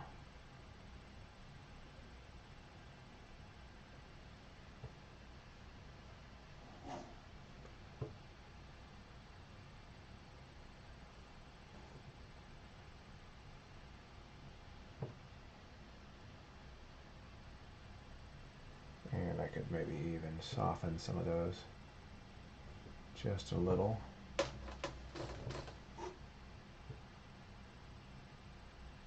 To do like a little glow around him.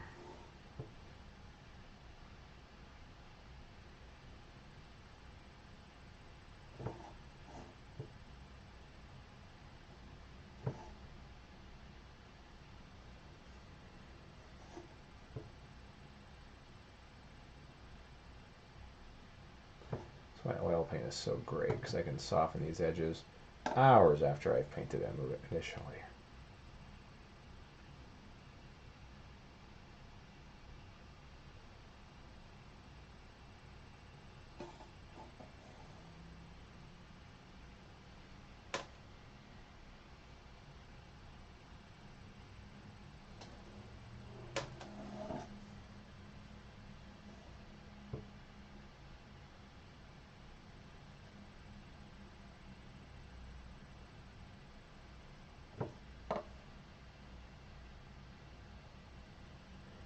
Good, and I can wrap this back around.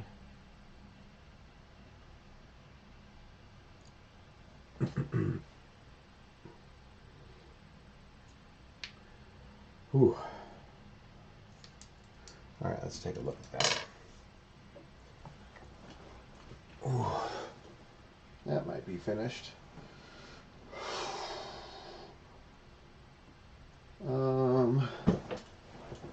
Maybe the wand is not quite long enough.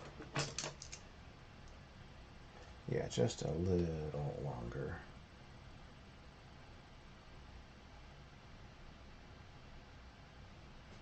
There we go.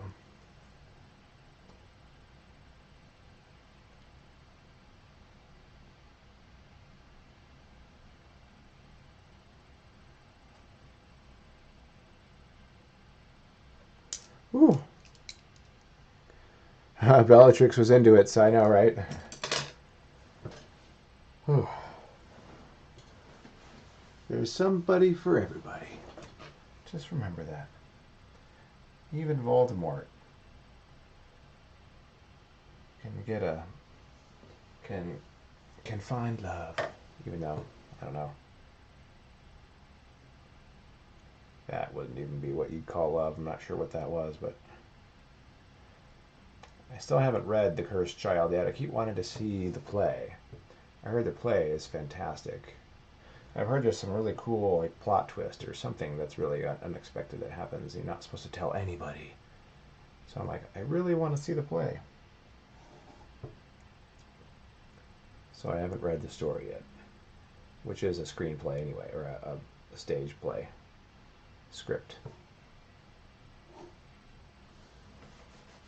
I was in New York in October where they were showing it, but I was there for work, so I was taking a workshop, so I didn't get a chance to get away at all and see it. Because our workshop was at night, every night. It was a nighttime cityscape painting class, so.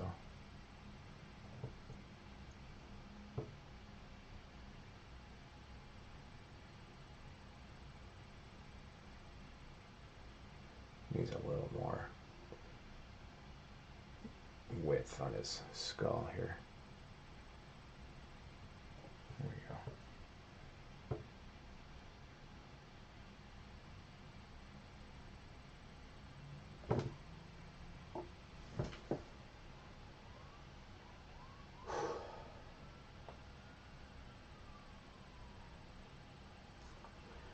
shit now that I moved that edge out. It's okay, I can do a little more aggressive about this one, I think.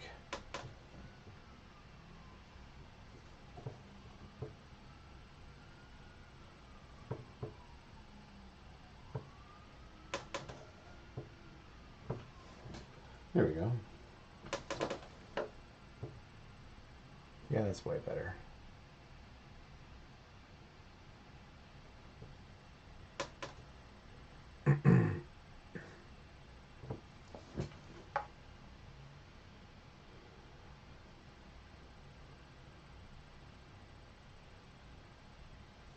Oh, jeez.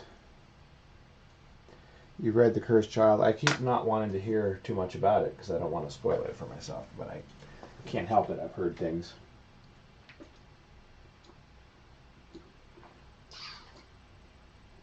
Heard he has a child with Bellatrix. That Albus ends up being in Slytherin, and he's like friends with Draco's kid or something. So maybe I should just read it. I heard it's not a very long read either. You know what? I'm currently reading the series, so maybe when I finish reading the series, I'll just get I'll get The Cursed Child and read it. Maybe that's what I should just do.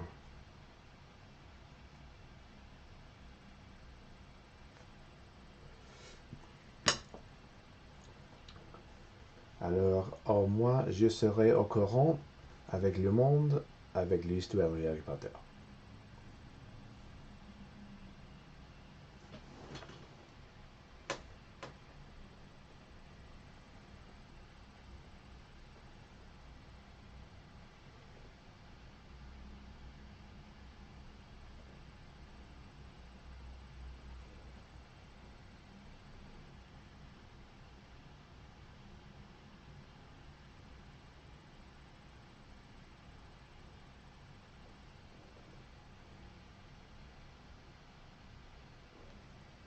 Okay. I really should let this one go. I should be done. What time is it? It is almost 5, so it's been almost 4 hours. That's pretty good. I won't sign it yet until it's dry, so I'll wait a couple days and soften an edge or two here because these are supposed to be clouds.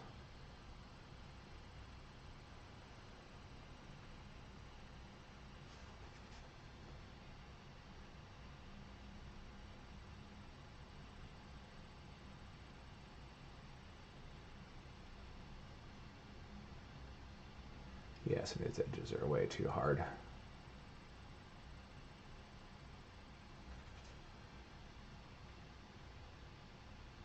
That'll push it back a little further too.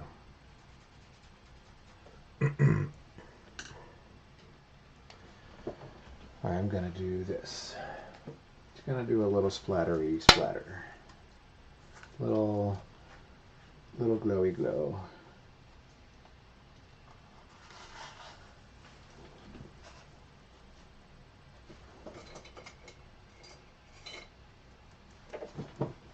I like it.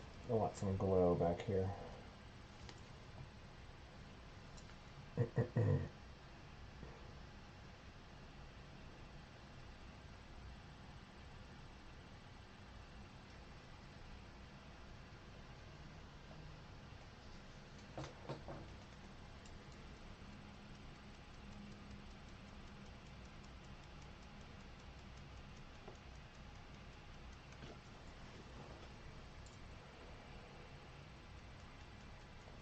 This will help soften that up a bit.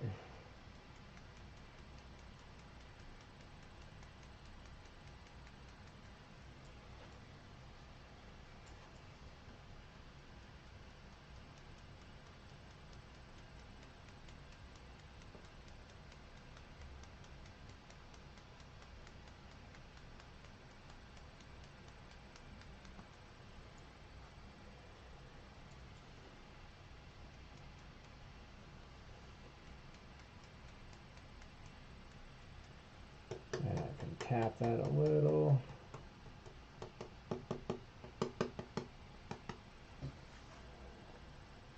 making that glow a little better.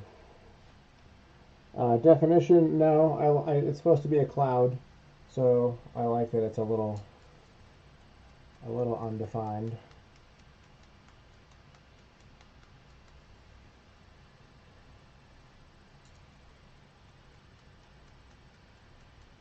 A little more glow around the wand.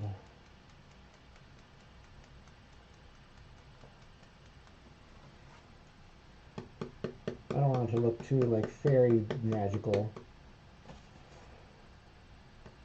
but it is glowing like it's powerful.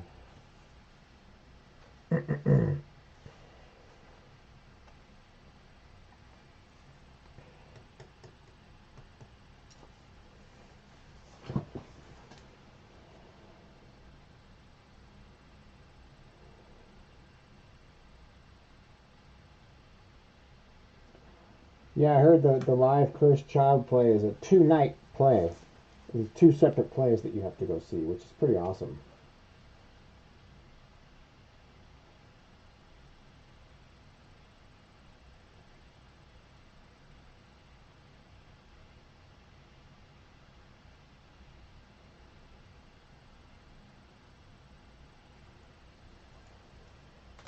Yeah, let's do a little glow around Voldemort himself, and then I'll be done.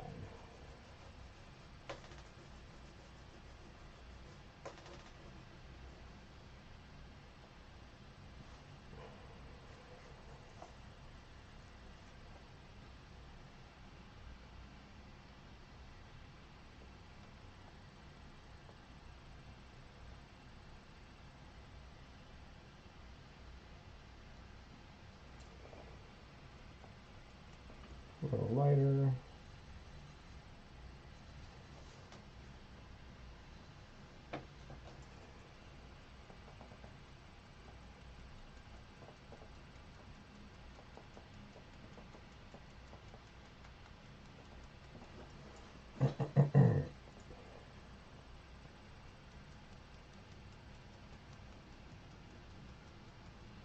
Don't want too much.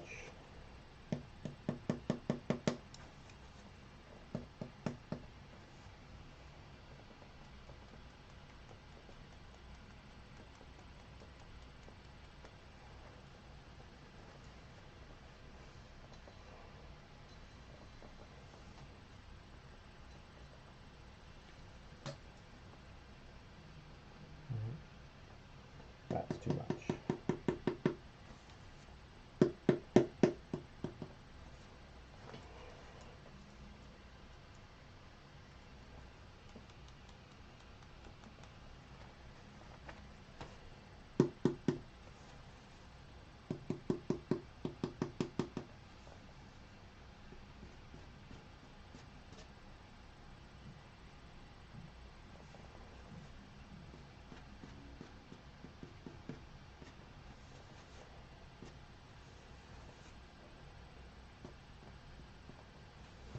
Okay, that's good.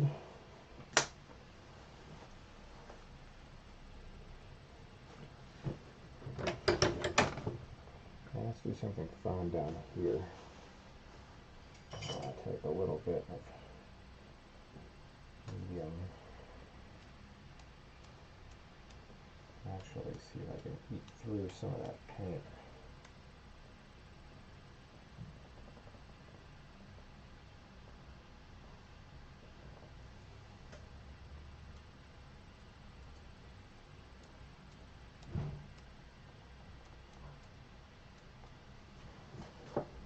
That'll make a fun little stippled effect going up there.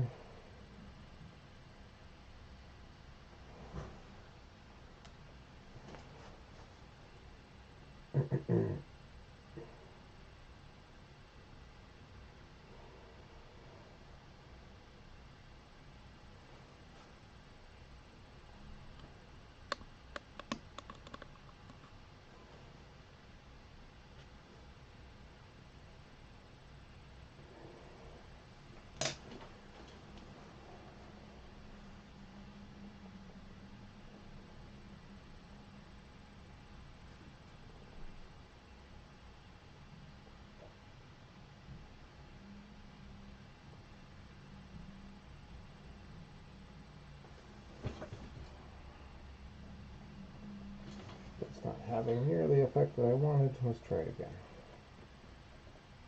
Here's the brush I was just using. This one.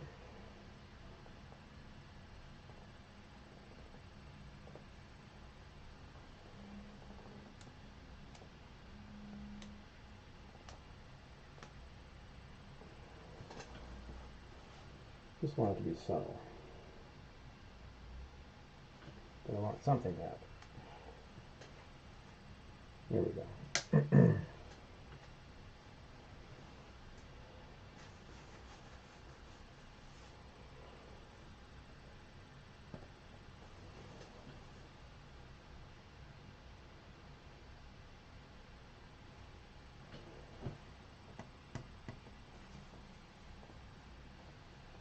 Cool, that looks better. Oh. Okay, I think this one we're going to call done.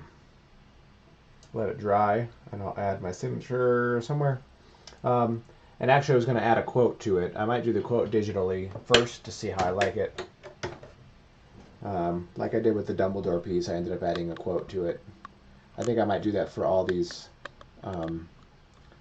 portrait series, just to flesh it out a little bit. Kind of adds a little more story. The quote I was going to add was, "Only I can live forever." Since that's what Voldemort says just before he kills Snape, I believe. Is that when it happens? I forget. I think so, because he knew the Elder Wand belonged to Snape, so that's why he killed him. Anyway, yeah, this one's done. So awesome. Thanks for watching, guys. You can buy a print of this piece. Just look in the link there on your video feed. There should be a link to buy prints of this one in different sizes. We have paper and canvas and stuff. And then you can just follow us if you want to watch more of these videos. Tomorrow I'm doing Bellatrix Lestrange at the same time, 1 to 6 Mountain Standard Time. And then Tuesday I'm doing Draco Malfoy. So that'll be fun. In this same sort of portrait series that I've been doing. This size, this orientation. So I'll have a whole series of these. And then if you want to subscribe to our Patreon, please check out the link there too. That's just to help the gallery continue to do these videos, which is a lot of work, and to continue to offer you great prints, and eventually come out and do shows in your town. So even for like $1 a month, you can support our gallery and help keep us going. And we have cool rewards for all of our patrons, just like access to all these paintings, these streams that you can watch later, time-lapse videos of the whole thing. I take progress photos of the paintings, so you have access to those too. Discounts on all of our prints and originals. First right of refusal on an original if you want to buy one. You can basically be on our first in line to get an original. So we can't sell it unless we talk to you first, like that kind of thing. It's pretty cool. So yeah, check out our Patreon and subscribe to that if you want to support our gallery there. You can follow me online. Christopher Clark Art is my Instagram and Facebook, so please check that out. And that's it. So we'll see you guys tomorrow, same time, for a Bellatrix. And that's it. Thanks for watching, guys. I'm Christopher Clark, painting for the Amazing Art Expo, and we'll see you tomorrow.